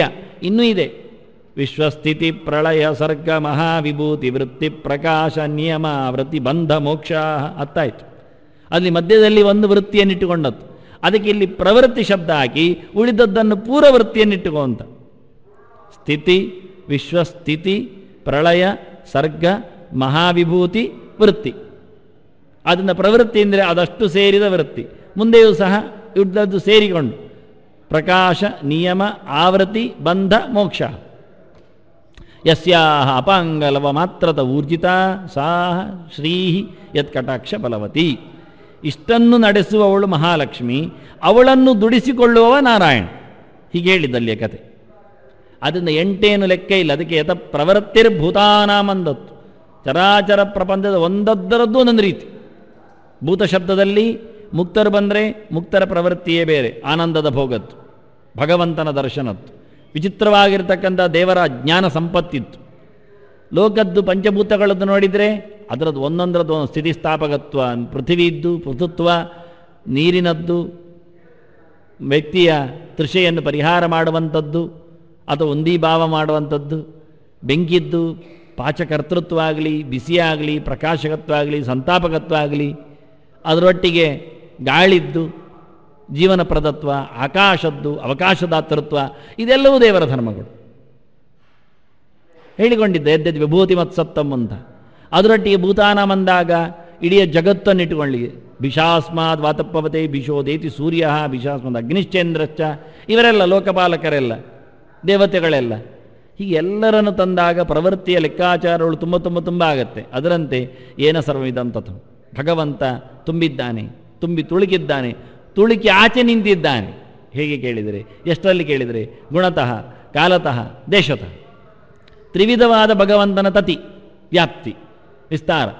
ಏನ ಸರ್ವಂ ಇದಂ ತತಂ, ಇದೆಲ್ಲವೂ ಯಾರಿಂದ ವ್ಯಾಪಿಸಲ್ಪಟ್ಟಿದೆಯೋ, ದೇಶತಃ. ಯಾವ ಕಾಲದಲ್ಲಿಯೂ ಯಾವ ದೇಶದಲ್ಲಿಯೂ ದೇವರು ಇಲ್ಲ ಅಂತ ಇಲ್ಲ. ಯಾವತ್ತು ದೇವರಿಲ್ಲ ಹೇಳಲಿಕ್ಕೆ ಇಲ್ಲ. ನೀವು ಕಾಲವನ್ನು ಹೇಳುವಾಗೇ ಇಲ್ಲ. ದೇವರಿಲ್ಲದ ಕಾಲ ಅಂತ ಒಂದಿಲ್ಲ, ದೇವರಿಲ್ಲದ ದೇಶ ಅಂತ ಒಂದಿಲ್ಲ. ಎಲ್ಲ ದೇಶದಲ್ಲಿಯೂ ಎಲ್ಲ ಕಾಲದಲ್ಲಿಯೂ ಎಲ್ಲನಾಗಿಯೂ ಇದ್ದಾನೆ. ವ್ಯಕ್ತಿ ಯಾವಾಗಲೂ ಒಂದೇ ಪ್ರಕಾರ ಇಲ್ಲ. ಮುಕ್ತನು ಮೊದಲು ಅಮುಕ್ತನು, ಸಂಸಾರಿಯು, ಬದ್ಧನು, ದುಃಖಿಯೂ ಆಗಿರ್ತಾನೆ. ಭಗವಂತ ಆಗಲ್ಲ. ಸರ್ವಕಾಲದಲ್ಲಿಯೂ ಸಂಪೂರ್ಣವಾಗಿರತಕ್ಕ ಗುಣದಿಂದ ವ್ಯಾಪ್ತನೆ. ರಮೆಯು ನಿತ್ಯ ದುಃಖ ಇಲ್ಲದವಳಾಗಿದ್ದರೂ ಅಸ್ವತಂತ್ರಳು, ಅಸ್ವತಂತ್ರಳೆ. ಯಾವತ್ತು ಪರಮಾತ್ಮನ ಅಧೀನಳೆ. ಪರಮಾತ್ಮನಷ್ಟು ಗುಣದಿಂದ ತುಂಬಿದವಳೇ ಅಲ್ಲ, ನ್ಯೂನ ಗುಣದವಳು, ಕಡಿಮೆಯವಳು. ಇನ್ನೇನು ಹೇಳು, ಪರಮಾತ್ಮನನ್ನು ಪೂರ ತಿಳ್ಕೊಳ್ಳಿಕ್ಕೆ ಇನ್ನೂ ಆಗಲಿಲ್ಲ ಅವಳಿಗೆ, ಮತ್ತು ಕಡಿಮೆ ಆಯಿತು. ಹಾಗಾಗಿ ಭಗವಂತನೊಬ್ಬನೇ ತತ ವ್ಯಾಪ್ತ, ಸರ್ವಗತ, ಎಲ್ಲವನ್ನೂ ಪಡೆದವನು. ಗುಣತಃ ಪೂರ್ಣ, ದೇಶತಃ ಪೂರ್ಣ, ಕಾಲತಃ ಪೂರ್ಣ. ಹೀಗೆ 3 ಬಗೆಯಿಂದ ವ್ಯಾಪ್ತಿಯನ್ನು ಹೇಳುವುದು ದೇವರಿಗೆ ಮಾತು. ಅದಕ್ಕೆ ಏನು ಸರ್ವಮಿದಂ ಅಂದ, ಸರ್ವಂ ತತಂ ಇದಂ ಸರ್ವಂ ತತಂ ಅಂತ. ಎಲ್ಲ ಬಗೆಯ ತತಿ ಉಳ್ಳವ, ವ್ಯಾಪ್ತಿ ಉಳ್ಳವ, ಆನಂದನಾದವ ಭಗವಂತ. ಅವನನ್ನು ನೀನು ಪೂಜಿಸು. ನೀನು ಯಾವುದೋ ಒಂದು ದೇಶದಲ್ಲಿರುವ, ಯಾವುದೋ ಒಂದು ಕಾಲಕ್ಕೆ ಸಂಬಂಧಪಟ್ಟ ಯಾವುದೋ ಒಂದು ಗುಣದ ಪ್ರತೀಕವನ್ನು ಉಪಾಸನೆ ಮಾಡಿದರೆ ಆ ವ್ಯಕ್ತಿ ಸಾರ್ವಕಾಲಿಕನಾದ ವ್ಯಕ್ತಿ ಅಲ್ಲ. ನಾವು ಪೂಜೆ ಮಾಡಲಿಕ್ಕೆ ಹೋದರೆ ನಾಳೆ ಇಲ್ಲವ, ಒಂದು ದಿನ ಬಿಟ್ಟು ಕೊಡಬೇಕಾಗತ್ತೆ ಅವನನ್ನು. ಏನು ಮಾಡುವಾಗ ಏನು ಮಾಡಲಿಕ್ಕೆ ಆಗುವುದಿಲ್ಲ ಅಂದ. ಅವನ ಚಿತ್ರ ಇಟ್ಕೊಂಡು ಪೂಜೆ ಮಾಡ್ತೇವೆ, ಪ್ರಯೋಜನ ಏನು? ಚಿತ್ರ ಅದು ಅವನ ಹೆಣದ ಚಿತ್ರ. ನಾವು ಹೆಣಕ್ಕೂ ಅದೇ ಹೇಳುತ್ತೇವೆ ಅಷ್ಟೇ, ಮತ್ತೇನು. ಚಿತ್ರ ಅಂದರೆ ಚಿತ್ರದಲ್ಲಿ ಚೈತನ್ಯ ಉಂಟಾ? ಸಾಧ್ಯವೇ ಇಲ್ಲ ತಾನೆ. ಚಿತ್ರದಲ್ಲಿ ಚೈತನ್ಯ ಇರಲಿಕ್ಕೆ ಸಾಧ್ಯವೇ ಇಲ್ಲ. ಚಿತ್ರದಲ್ಲಿ ಚೈತನ್ಯ ಇದ್ದರೆ ನಾವು ಅದರ ಎದುರು ಊಟ ಇಟ್ಟರೆ ಅದು ಊಟ ಮಾಡಿ ಮುಗಿಸಬೇಕಾಗತ್ತೆ. ಅದೆಲ್ಲ ಆಗುವುದಿಲ್ಲ. ಚಿತ್ರ ನೆನಪು ಮಾತ್ರ ಮಾಡುವಂಥದ್ದು. ಹೆಣವು ಅಷ್ಟೇ ಮಾಡುತ್ತೆ, ಮತ್ತೇನು. ನಾವು ಹೆಣವನ್ನು ಸುಟ್ಟು ಬಂದಿರ್ತೇವೆ, ಚಿತ್ರವನ್ನು ಉಳಿಸಿಕೊಂಡಿರ್ತೇವೆ ಅಷ್ಟೇ. ಒಂದು ರೀತಿಯಿಂದ ಮನೆಯಲ್ಲಿ ಚಿತ್ರ ಒಟ್ಟು ಮಾಡಿಕೊಂಡ್ರೆ ಸುಮಾರು ಹೆಣ ಒಟ್ಟು ಮಾಡಿಕೊಂಡಾಗೆ. ಸತ್ಯ ಸಂಗತಿಗಳು ಹೇಳುವಾಗ ಕಷ್ಟ ಆಗತ್ತೆ, ಹೌದು ಮಾತ್ರ ಮತ್ತೆ ನೆನಪಾಗತ್ತೆ. ಹೌದಲ್ಲ, ಅದೆಂತ ಪ್ರಯೋಜನ ಅಂತ. ಅದನ್ನು ಇಲ್ಲದವರ ಚಿತ್ರವನ್ನು ನೇತು ಹಾಕುವುದರಿಂದ ಅವರಿಗೊಂದು ಶಿಕ್ಷೆ ಕೊಟ್ಟ ಹಾಗೆ. ಅಂದರೆ ನೇತಾಕಿದ್ದು, ಹ್ಯಾಂಗಿಂಗ್. ಇಂಗ್ಲೀಷಲ್ಲಿ ಹೇಳುವಾಗ ಅದರ ಅರ್ಥ ಕರೆಕ್ಟ್ ಆಗುತ್ತೆ, ಕನ್ನಡದಲ್ಲಿ ಹೇಳಿದರೆ ಗೊತ್ತಾಗೋದಿಲ್ಲ. ಹೌದು, ಗೋಡೆಯಲ್ಲಿ ಎಲ್ಲರ ಚಿತ್ರವನ್ನು ನೇತು ಹಾಕಿದ್ದಾರೆ, ಖುಷಿ ಆಗುತ್ತೆ ನಮಗೆ. ಸತ್ತವರದ್ದು ಹಾಕುವುದರಿಂದ ನೇತು ಹಾಕಿದ್ದೇ ಆಗತ್ತೆ. ಅದರ ಬದಲಿಗೆ ಭಗವಂತನ ಚಿತ್ರಗಳಾಗಿದ್ದರೆ, ಚಿತ್ರವು ಪ್ರತೀಕ ಭಗವಂತನದ್ದು, ಅಲ್ಲಿ ಭಗವಂತನ ಸನ್ನಿಧಾನ ಇದೆ. ಇಷ್ಟು ವ್ಯತ್ಯಾಸ. ದೇವರ ಚಿತ್ರ ಅದು ಜಡ ಅಲ್ವೋ? ಹೌದು, ದೇವರ ಪ್ರತಿಮೆಯು ಜಡವೇ, ಎಲ್ಲ ಜಡವೇ. ಆದರೆ ಭಗವಂತನ ಪ್ರತೀಕಗಳಲ್ಲಿ ಅಂಶತಃ ಭಗವಂತಂತೂ ಪೂರ್ತಿ ಬರ್ತಾನೆ, ಬರಲಿಕ್ಕೆ ಅವಕಾಶ ಇದೆ. ಅದು ದೇವರ ಶಕ್ತಿ. ನ ಸ್ಥಾನತೋಪಿ ಪರಸ್ಯೋಭಯ ಲಿಂಗಂ ಸರ್ವತ್ರ ಹಿ ಅಂತ. ಭಗವಂತ ಹೇಗೆ ನಡೆದಾಡುವ ಜನರಲ್ಲಿ ಇದ್ದಾನೋ, ಭಗವಂತ ಹೇಗೆ ಗೋವಿನಲ್ಲಿ ಸನ್ನಿಹಿತನಾಗಿದ್ದಾನೋ ನಮಗೆ ಗೊತ್ತಾಗೋದಿಲ್ಲ. ಅದೇ ರೀತಿಯಾಗಿ ಭಗವಂತ ವರ್ಣ ಪ್ರತೀಕದಲ್ಲಿ ಇದ್ದಾನೆ. ಸೂರ್ಯೋಗ್ನಿ ಬ್ರಾಹ್ಮಣ ಗಾವ ವೈಷ್ಣವ ಕಂ ಮರುತು ಜಲಂ ಭೂಹು ಆತ್ಮ ಸರ್ವಭೂತಾನಿ ಅಂತಾನೆ. ಭೂಮಿಯಲ್ಲಿನ ಪ್ರತೀಕ ಅಂದರೆ ಮಂಡಲ ಪ್ರತೀಕ. ಆ ಮಂಡಲದಲ್ಲಿ ಅನೇಕ ಬಗೆಗಳು: ಶೈಲಿ, ದಾರುಮಯಿ, ಲೌಹಿ, ಲೇಪ್ಯ, ಲೇಖ್ಯಾಚ, ಸೈಕತಿ, ಮನೋಮಯಿ, ಮಣಿಮಯಿ. ನೀವು ಲೇಖ್ಯ ಅಂತಾರೆ ಲೈನ್ ಡ್ರಾಯಿಂಗ್, ವಾಕ್ಯ ಅಲ್ಲೇ ಹಾಗೇ ಇದೆ. ಲೇಪ್ಯ ಅಂತಾರೆ ಪೈಂಟಿಂಗ್, ಅದರಲ್ಲಿ ಭಗವಂತ ಇದ್ದಾನೆ. ಭಗವಂತನ ನೆನಪು ಎಲ್ಲಿ ಬರುತ್ತೋ ಅಲ್ಲಿ ಭಗವಂತ ಚಿನ್ಮಯನಾಗಿ ಅಭಿವ್ಯಕ್ತನಾಗ್ತಾನೆ. ಅದನ್ನು ಅರೆದರೂ ಅಪವಾದ ಆಗತ್ತೆ, ಅಪಚಾರ ಆಗತ್ತೆ ಪ್ರತೀಕ. ಆದರೆ ಉಳಿದವರ ಚಿತ್ರವನ್ನು ಹರಿದರೆ ಏನಾಗುವುದಿಲ್ಲ, ಉಪಯೋಗಕ್ಕೆ ಬರುವುದಿಲ್ಲ. ಎರಡು ತುಂಡಾಯಿತು ಒಂದು ಅಷ್ಟೇ ಆಗುತ್ತೆ ಹೊರತು ಮತ್ತೇನಲ್ಲ. ಆದ್ದರಿಂದ ಭಗವಂತನ ಪ್ರತೀಕಗಳ ವ್ಯವಸ್ಥೆ. ಆದರೆ ಏನು ಸರ್ವ ಇದಂ ತತಮ್ಮಂದು ಉಳಿದವರು ಸರ್ವದೇಶದಲ್ಲಿ ಇರುವುದಿಲ್ಲ. ವ್ಯಕ್ತಿ ಯಾವತ್ತು ಹೆಸರು ಹೊತ್ತ ಆ ಜಡವಾದ ಭೌತವಾದ ಶರೀರವನ್ನು ಬಿಡ್ತಾನೋ ಆವತ್ತಿಗೆ ಅವನ ಸಂಬಂಧ ಮುಗಿಯಿತು. ಮತ್ತೆ ಅವನಿಗೆ ಆ ಹೆಸರಿಲ್ಲ. ಆ ಹೆಣಕ್ಕೆ ಆ ಹೆಸರು ಅದು ಅಲ್ಲಿ ಇದೆ, ಅದದ್ದು ಏನಾದರೂ ಮಾಡಿಬಿಡ್ತೇವೆ ವಿಲೋವರಿ. ಜೀವ ಎಲ್ಲಿದ್ದಾನೆ ಕೇಳಿದರೆ ಏನಾಗಿದ್ದಾರೋ, ಎಲ್ಲಿದ್ದಾರೋ, ಹೇಗಾಗಿದ್ದಾರೋ ಗೊತ್ತಿಲ್ಲ. ಅದಲ್ಲ, ಆ ವ್ಯಕ್ತಿ ಅಲ್ಲ. ಜೀವನಿಗೆ ಆ ಹೆಸರಿಲ್ಲ. ಜೀವ ಹೆಸರು ಬಿಟ್ಟು ಹೋಗಿ ಹೆಸರು ಕೊಟ್ಟದ್ದು ನೀವು ನಾಮಕರಣ ಮಾಡಿದ್ದು, ಸಂಸ್ಕಾರ ಮಾಡಿದ್ದು ದೇಹಕ್ಕೆ ಜೀವ ಇದ್ದಾಗ. ಅದು ಕರೆದಾಗ ಕಣ್ಣತೆರೆದ ಇದ್ದದ್ದು ದೇಹ ಇದ್ದಾಗ ಆ ಜೀವ. ಅದು ಹೊರಟೋದ ನಂತರ ನೀವು ಎಷ್ಟು ಬೊಬ್ಬೆ ಹೊಡೆದ್ರು ಅದಕ್ಕೆ ಕೇಳುವುದಿಲ್ಲ, ಅದು ಬರುವುದಿಲ್ಲ. ನನ್ನ ಹೆಸರಲ್ಲ, ಅಲ್ಲೇ ಉಂಟು ಬಿಟ್ಟು ಹೋಗ್ತದೆ ವಾಸ್ತವ ಸಂಗತಿ. ಆದ್ದರಿಂದ ಇಷ್ಟು ವ್ಯವಸ್ಥೆ ಮಾಡಿದ್ದಾನೆ ಕೃಷ್ಣ. ಯಾರನ್ನು ಆರಾಧಿಸಬೇಕೆನ್ನುವುದರಲ್ಲಿ ಅನೇಕ ಭೂತಪ್ರೇತಗಳನ್ನು ದೂಡುವ ಬಗೆ ಅದು. ನಾನು ಅದಕ್ಕೆ ಹೇಳಿದೆ ಅಲ್ಲ, ಇದೊಂದು ಸಾಮಾನ್ಯ ನಿಯಮವನ್ನು ಕೊಟ್ಟು ದೇವರು ಮಾತಾಡಿದ ಒಂದು ಕಥೆ ಇದು. ಅವರನ್ನು ಮಾಡಿ ಪೂಜೆ, ಇವರನ್ನು ಮಾಡಬೇಡಿ ಹೇಳದೆ ವ್ಯಾಪ್ತಿ ಉಂಟಾ ಅಂತ ನೋಡಿಕೋ, ಮಾಡು ಪೂಜೆ. ಇವತ್ತು ಎಷ್ಟೋ ಗರಡಿಗಳಲ್ಲಿರತಕ್ಕ ಎಷ್ಟೋ ಕೋಲುಗಳು ಎಲ್ಲ ಬಿಸಾಡಲಿಕ್ಕೆ ಹೇಳ್ತಾನೆ ಕೃಷ್ಣ. ಆ ಲೆಕ್ಕದಲ್ಲಿ ಸಂಬಂಧ ಇಲ್ಲ ಅಂದದಕ್ಕೆ. ಅಲ್ಲಿ ಇದ್ದಾರೋ, ನಾನು ಯಾವತ್ತಿಗೆ ಹೇಳ್ತೇನೆ ಅಲ್ಲಿ ಇದ್ದಾರೋ, ಇರಲಿಕ್ಕೆ ಸಾಧ್ಯ ಉಂಟೋ, ಏನು ಬರುತ್ತೆ ಇದು? ಎಷ್ಟೋ ಜನರಿಗೆ ವಿಷಯಕ್ಕೆ ಸಿಗುತ್ತೆ ಇದು ಮುಂದೋಗ್ತಾ ಮುಂದೋಗ್ತಾ. ನನ್ನ ಪ್ರಶ್ನೆ ಯಾವತ್ತು ನಿಲ್ಲುವಂಥದ್ದಲ್ಲಿಗೆ 60ರ ಶಾಂತಿಗೆ ಮಾರ್ಕಂಡೇಯನನ್ನು ಕರೆದು ಹೋಮ ಮಾಡುತ್ತಾರೆ. ವಾಸ್ತವವಾಗಿ ಮಾರ್ಕಂಡೇಯ ಹೋಮ ಅಂತ ಒಂದು ಶಬ್ದವೇ ಇಲ್ಲ, ಇವರು ಮಾಡಿಕೊಂಡಿದ್ದಾರೆ. ನಾನು ಕೇಳ್ತೇನೆ, ಮಾರ್ಕಂಡೇಯ ಇದ್ದಾನ? ಇಷ್ಟೇ ನನ್ನ ಪ್ರಶ್ನೆ. ಸಪ್ತಕಲ್ಪ ಅಂತ ಜೀವನ ಅಂತ ಹೇಳ್ತದೆ, ಅದು 7 ಕಲ್ಪ ಯಾವಾಗ, ಯಾವತ್ತಿನಿಂದ ಶುರು ಮಾಡಿ 7 ಕಲ್ಪ ಮಾಡಲಿಕ್ಕೆ? 8ನೇ ಕಲ್ಪದ ಕಥೆ ಏನವನದ್ದು? ಪೂಜೆ ಪುನಸ್ಕಾರಗಳು ಸಾರ್ವಕಾಲಿಕಗಳು. 60ರ ಶಾಂತಿ ಎನ್ನುವುದು ಮಾರ್ಕಂಡೇಯನ ಮೊದಲು ಆಗಬೇಕು, ಮಾರ್ಕಂಡೇಯನ ನಂತರ ಆಗಬೇಕು ತಾನೆ, ಸತ್ಯ ತಾನೆ? ಅದರ ಮುಂಚಿನವರು 60ರ ಆಚೆ ಬದುಕಿದ್ದಾರೆ, ಅದರ ನಂತರದವರು ಬದುಕ್ತಾರೆ. ಹಾಗಿರುವಾಗ ಅದು ಸಾರ್ವಕಾಲಿಕವಾದ ಒಂದು ಪೌರಾಣಿಕವಾದ ವ್ಯವಸ್ಥೆ ಆಗಬೇಕು. ನಾವು ಕೃಷ್ಣಾಷ್ಟಮಿ ವ್ರತದಂತೆ ಎಂದು ಹೇಳಲಿಕ್ಕೆ ಬರುವುದಿಲ್ಲ. ಕೃಷ್ಣಾಷ್ಟಮಿ ವ್ರತ ನೋಡಿ, ಕೃಷ್ಣ ಬರೋ ಮುಂಚೆ ಮಾಡಿದ್ದಾರೋ ಕೇಳಿದರೆ, ಕೃಷ್ಣಾಷ್ಟಮಿ ವ್ರತ ಕೃಷ್ಣ ಬರೋ ಮುಂಚೆ ಮಾಡಲಿಲ್ಲ. ಆದರೆ ಅದರ ಬರೋ ಮುಂಚೆ ರಾಮದೇವರ ವ್ರತ ಮಾಡ್ತಿದ್ರು. ಅವರಿಗೆ ಯಾವುದು ಹತ್ತಿರದ ದೇವರ ವ್ರತವೋ ಅದು ಮಾಡ್ತಾ ಇದ್ರು ಜನ. ಅದು ಶಾಸ್ತ್ರ ನಿಯಮ. ಶಾಸ್ತ್ರದಲ್ಲಿ ಹೇಳಿದ್ದು, ನೀನು ನಿನಗೆ ಹತ್ತಿರವಾದ ಯುಗಾವತಾರದ ಜಯಂತಿಯನ್ನು ಆಚರಿಸು, ಉಳಿದದ್ದನ್ನು ಗೌಜಿ ಮಾಡಿ ಊಟ ಮಾಡು, ಅಷ್ಟೇ ನಿನ್ನಿಷ್ಟ ಅಂತ. ಅದನ್ನು ರಾಮನವಮಿ, ನರಸಿಂಹ ಜಯಂತಿ, ಪರಶುರಾಮ ಜಯಂತಿ ಅಥವಾ ಇನ್ಯಾವ ದೇವರ ಅವತಾರದ ದಿನವನ್ನು ನಾವು ಸಹ ಕೇವಲ ಸಂಭ್ರಮಿಸ್ತೇವೆ, ಊಟ ಮಾಡುತ್ತೇವೆ, ಮುಗಿಯಿತು. ಉಪವಾಸ ಮಾಡಿ ವ್ರತಾಚರಣೆಯಂತೆ ನಿಂತು ಪ್ರತಿಯೊಂದನ್ನು ನಡೆಸಿಕೊಡುವುದಿಲ್ಲ. ಆದರೆ ಕೃಷ್ಣಾಷ್ಟಮಿ ಆಗಲ್ಲ, ಅದು ಸ್ಪೆಷಲ್ ಅಂತ. ಅದು ನಿನ್ನ ಹತ್ತಿರದ ಯುಗದ ಅವತಾರದ ಸ್ವಾಮಿ ಇದ್ದಾನೆ, ಅವನಂತ ಮಾಡಿ. ಅದನ್ನು ಆಯಾ ಯುಗದ ಜನರು ಅವರಿಗೆ ಹತ್ತಿರವಾದ ಉಪಾಸನೆಯನ್ನು ಮಾಡ್ತಿದ್ರು ಎನ್ನುವುದರಿಂದ ನಮಗೇನು ತೊಂದರೆ ಇಲ್ಲ. ಆದರೆ ಮಾರ್ಕಂಡೇಯ ಸುದ್ದಿಯಾಗ ಆಗುವುದಿಲ್ಲ, ಅದು ಶಾಂತಿ ಕರ್ಮ ಆಗುತ್ತೆ. ಈ ರೀತಿಯಾದ ವ್ಯವಸ್ಥೆ ಅಲ್ಲ. ಆದ್ದರಿಂದ ಅದು 3 ಕಾಲ, ಅದಕ್ಕಿಂತ ಹಿಂದಿನ ಯಾವುದೋ ಒಬ್ಬ ವ್ಯಕ್ತಿಯನ್ನು ಮಾಡಿದ್ದು ಹೇಳಬೇಕಾಗದು ಸರಿ ಇಲ್ಲ. ಯಾವ ವ್ಯಕ್ತಿ ಹೇಳಿ? ಹೀಗಾಗಿ ಸರ್ವಕಾಲದಲ್ಲಿ ಸರ್ವದೇಶದಲ್ಲಿ ಅದರ ಒಟ್ಟಿಗೆ ಸರ್ವತ್ರ ವ್ಯಾಪ್ತಿ ಎನ್ನುವುದು ಅವನಿಗಿಲ್ಲ. ಮಾರ್ಕಂಡೇಯನು ಸಾಂಶನೋ ನಿರಂಶನೋ ಚಿತ್ರಪಟದಲ್ಲಿ ಬರುವ ಹಾಗೆ ದೇವರು ಬರ್ತಾರೆ ನಮ್ಮ ಚಿತ್ರಕ್ಕೆ, ನಮ್ಮ ಕುಂಡಕ್ಕೆ, ನಮ್ಮ ಆರಾಧನೆಗೆ, ನಮ್ಮ ಮನೆಗೆ. ಮಾರ್ಕಂಡೇಯ ಬರ್ತಾನ? ಬರಲಿಕ್ಕೆ ಆಗುತ್ತ ಅವನಿಗೆ? ಅವನಿಗೆ ಬರಲಿಕ್ಕೆ ಉಂಟು ಹೇಳಿದ್ದಾರ? ಅವನೊಬ್ಬ ಇದ್ದರೆ ಚಿರಂಜೀವಿಯಾಗಿದ್ದು ಬದುಕಿದ್ದಾನೆ, ಮುಗೀತು. ಅದರ ಆಚೆಗೆ ಏನಿಲ್ಲ, ಸಾಧ್ಯವೇ ಇಲ್ಲ. ಈ ಪ್ರಶ್ನೆಗಳಿಗೆ ಉತ್ತರ ಯಾರು ಕೊಡುವುದಿಲ್ಲ. ನೇರವಾಗಿ ಯಾರು ಮಾತಾಡಲಿಕ್ಕೂ ಬರುವುದಿಲ್ಲ. ಆದರೆ ಜನ ತಲೆ ಮಾತ್ರ ತಿಂತಾ ಇರ್ತಾರೆ ಜನರದ್ದಷ್ಟೇ, ಪ್ರಯೋಜನ ಇಲ್ಲ. ಇದನ್ನು ಕೃಷ್ಣ ಇಲ್ಲಿ ಉತ್ತರ ಕೊಟ್ಟ ಕ್ರಮ ಏನ ಸರ್ವಂ ಇದಂ ತತಂ ಎನ್ನುವುದರಿಂದ ಇದು ವ್ಯಾಪ್ತಿಯನ್ನು ಹೇಳುವ ಮೂಲಕ, ಹೇತುವನ್ನು ಹೇಳುವ ಮೂಲಕ, ಯಾರು ಎಲ್ಲವನ್ನೂ ಆವರಿಸಿದ್ದಾನೋ, ಯಾರು ಎಲ್ಲ ಕಾಲದಲ್ಲಿಯೂ ನಿಮಗೆ ಸಿಗುತ್ತಾನೋ, ಯಾರು ಎಲ್ಲ ದೇಶದಲ್ಲಿಯೂ ನಿಲ್ಲುತ್ತಾನೋ ಅವನನ್ನು ಪೂಜಿಸಿ. ಇಷ್ಟೇ ಹೇಳಿದರು, ಇನ್ನೇನು ಹೇಳುವುದಿಲ್ಲ. ಈ ಲಕ್ಷಣವನ್ನು ಯಾರಿಗೆ ಬೇಕಾದರೂ ಹಾಕ್ಕೊಳ್ಳಿ ಅಂದರು. ಯಾವ ದೇವದೇವತೆಗಳಿಗೋ ಅಥವಾ ದೈತ್ಯ ಗಡನಕ್ಕೋ ಅಥವಾ ಭೂತ ಪ್ರೇತಗಳಿಗೋ ಅಥವಾ ಇನ್ನಿತರ ವ್ಯಕ್ತಿಗಳಿಗೋ ಇದನ್ನು ಹಾಕಿಕೊಳ್ಳಿ ಅಂದ. ಅವರು ಎಲ್ಲ ಗುಣದಿಂದ ತುಂಬಿದವರೇ ಯೋಚನೆ ಮಾಡಿ, ಅವರು ಎಲ್ಲ ಕಾಲದಲ್ಲಿ ಸಿಗ್ತಾರೆಯೋ ಅಂತ ತಿಳಿಸಿ, ಅವರು ಎಲ್ಲ ದೇಶದಲ್ಲಿಯೂ ಲಭ್ಯವ ಅಂತ ಮಾಡಿಕೊಳ್ಳಿ. ಹೌದಾದರೆ ಆರಾಧನೆ ಅಂದ. ಕೃಷ್ಣ ತನ್ನ ಲೆಕ್ಕಾಚಾರವನ್ನು ಬಹಳ ಸುಂದರವಾಗಿ ಹೇಳಿದ.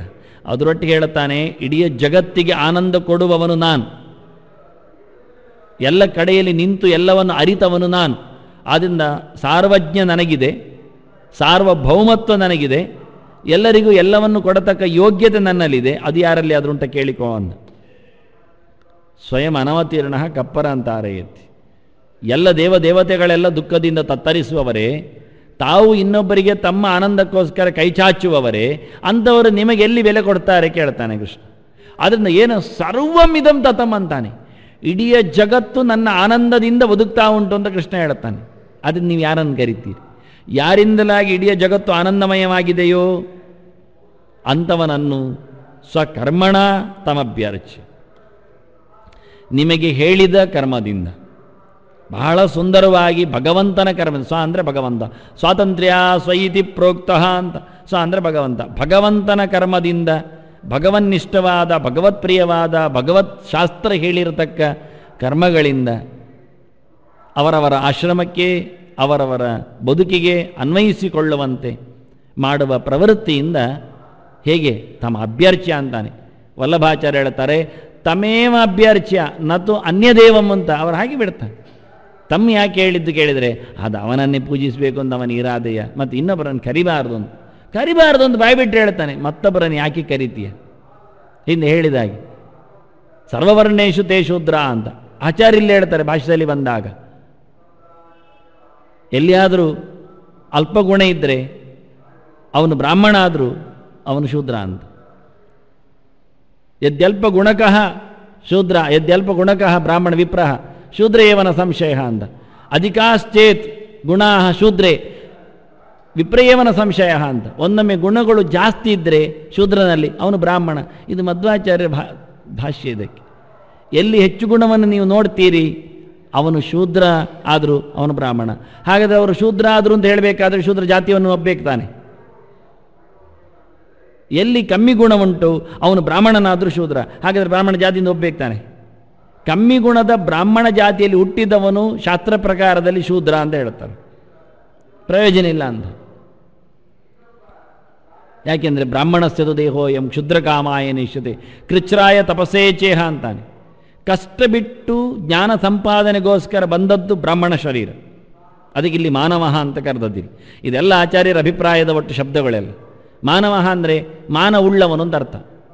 ಮಾನೇನ ಸಹ ವರ್ತದೆ ಇತಿ ಮಾನವ ಅಂತ. ಮಾನದೊಡನೆ ಬದುಕುವವ, ತನ್ನ ವೃತ್ತಿಯನ್ನು ನಡೆಸುವವ ಅವ ಮಾನವ. ಉಳಿದವರು ದಾನವರು, ಮಾನ ಬಿಟ್ಟವರು. ಮಾನ ಅಂದರೆ ಮಾನಂ ಜ್ಞಾನಂ ಲಯಶ್ಚೈವ ಅಂತ. ಮಾನ ಅಂದರೆ ಪ್ರಮಾಣ, ಅರಿವು. ಪ್ರ ಅಂತ ವಿಶೇಷವಾದ ಮಾನಕ್ಕೆ ಪ್ರ ಅಂತ ಕರೀತಾರೆ. ಮಾನ ಅಂದರೆ ಪ್ರಮಾಣ. ಆದ್ದರಿಂದ ಮಾನ ಯಾರಿಗೆ ಇಲ್ಲ, ಶಾಸ್ತ್ರ ಯಾರಿಗಿಲ್ಲ. ಅದು ಹಿಂದೆ ಕೃಷ್ಣ ಹೇಳಿ ತಸ್ಮಾ ಶಾಸ್ತ್ರಂ ಪ್ರಮಾಣಂತೆ ಅಂತ. ನಿನಗೆ ಶಾಸ್ತ್ರವೇ ಅಳತೆಗೋಲು.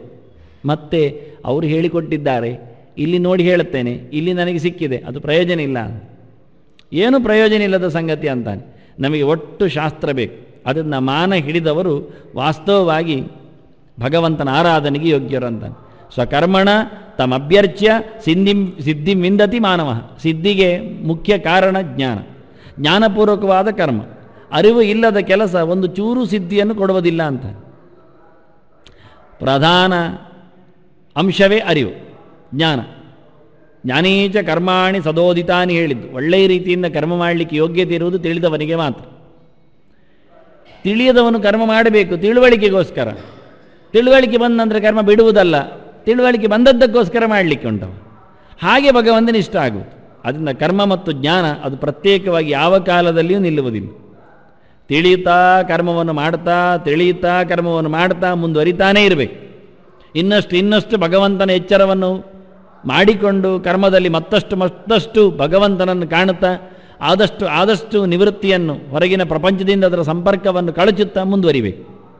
ಅದಕ್ಕೋಸ್ಕರ ಮಾನವ ಶಬ್ದ ಆಗಿದ. ಶಾಸ್ತ್ರಜ್ಞಾನಿ ಇದಕ್ಕೆ ಅಧಿಕಾರಿ ಅಂದು ತಿಳಿದು ಮಾಡಬೇಕು. ಕೇವಲ ಮನುವಂಶದಲ್ಲಿ ಬಂದಿದೆ ಹೇಳಿಕೊಂಡು ಪ್ರಯೋಜನ ಇಲ್ಲ ಅಂದಾನೆ. ವಂಶದಲ್ಲಿ ಅದಕ್ಕೆ ಇಲ್ಲಿ ಶಬ್ದ ಆಗಿದೆ, ಬ್ರಾಹ್ಮಣ ಹೇಳಲಿಲ್ಲ.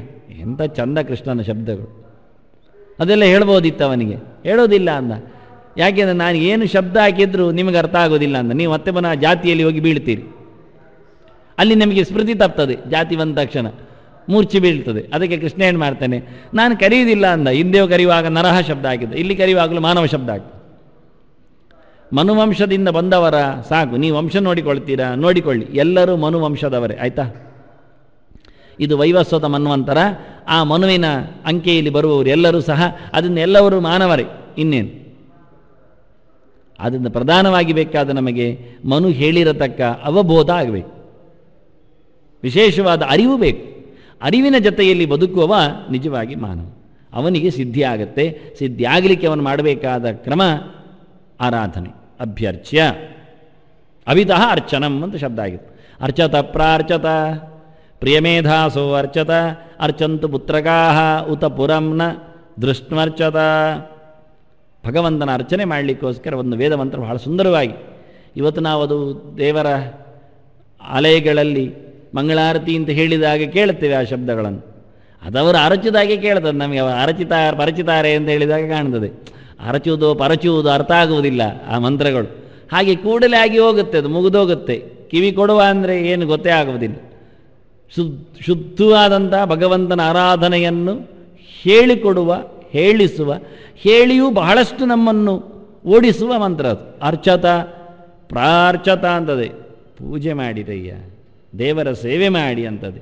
ಮಾಡ್ತಾ ಇದ್ದೇವಲ್ಲ ಅಂದರೆ ಚೆನ್ನಾಗಿ ಆಗಲಿಲ್ಲ ಅಂತ ನೋಡಿ, ಎಷ್ಟಿದ್ರು ಚೆನ್ನಾಗಿ ಆಗಲಿ. ಪ್ರಾರ್ಚತ ಅಂತ ಚೆನ್ನಾಗಿ ಮಾಡಿರಿ ಅಂತ ಹೇಳ್ತದೆ. ಇನ್ನಷ್ಟು ಗಡದ್ದಾಗಿ ಸುಂದರವಾಗಿ ಒಳ್ಳೆಯ ಮಟ್ಟದಲ್ಲಿ ಶ್ರದ್ಧಾಪೂರ್ವಕವಾಗಿ ಜ್ಞಾನ ಧಾರ್ಢ್ಯದಿಂದ ನಡೆಸಿಕೊಡುವೆ. ಅದನ್ನು ಸುಮ್ಮನೆ ಮನುಷ್ಯನಿಗೆ ಸಾಮಬ್ರಾಹ್ಮಣ ಹೇಳುವಾಗ ಹೇಳುತ್ತದೆ, ಒಂದು 6 ದೋಷ ಇದೆ ಅಂತ. 6 ದೋಷದಲ್ಲಿ ಮೊದಲನೇದ್ದು ಸ್ವಪ್ನ ಅಂತದತ್ತು. ಮೊದಲನೇ ದೋಷ ಎತ್ತಿ ಹಿಡಿದದು.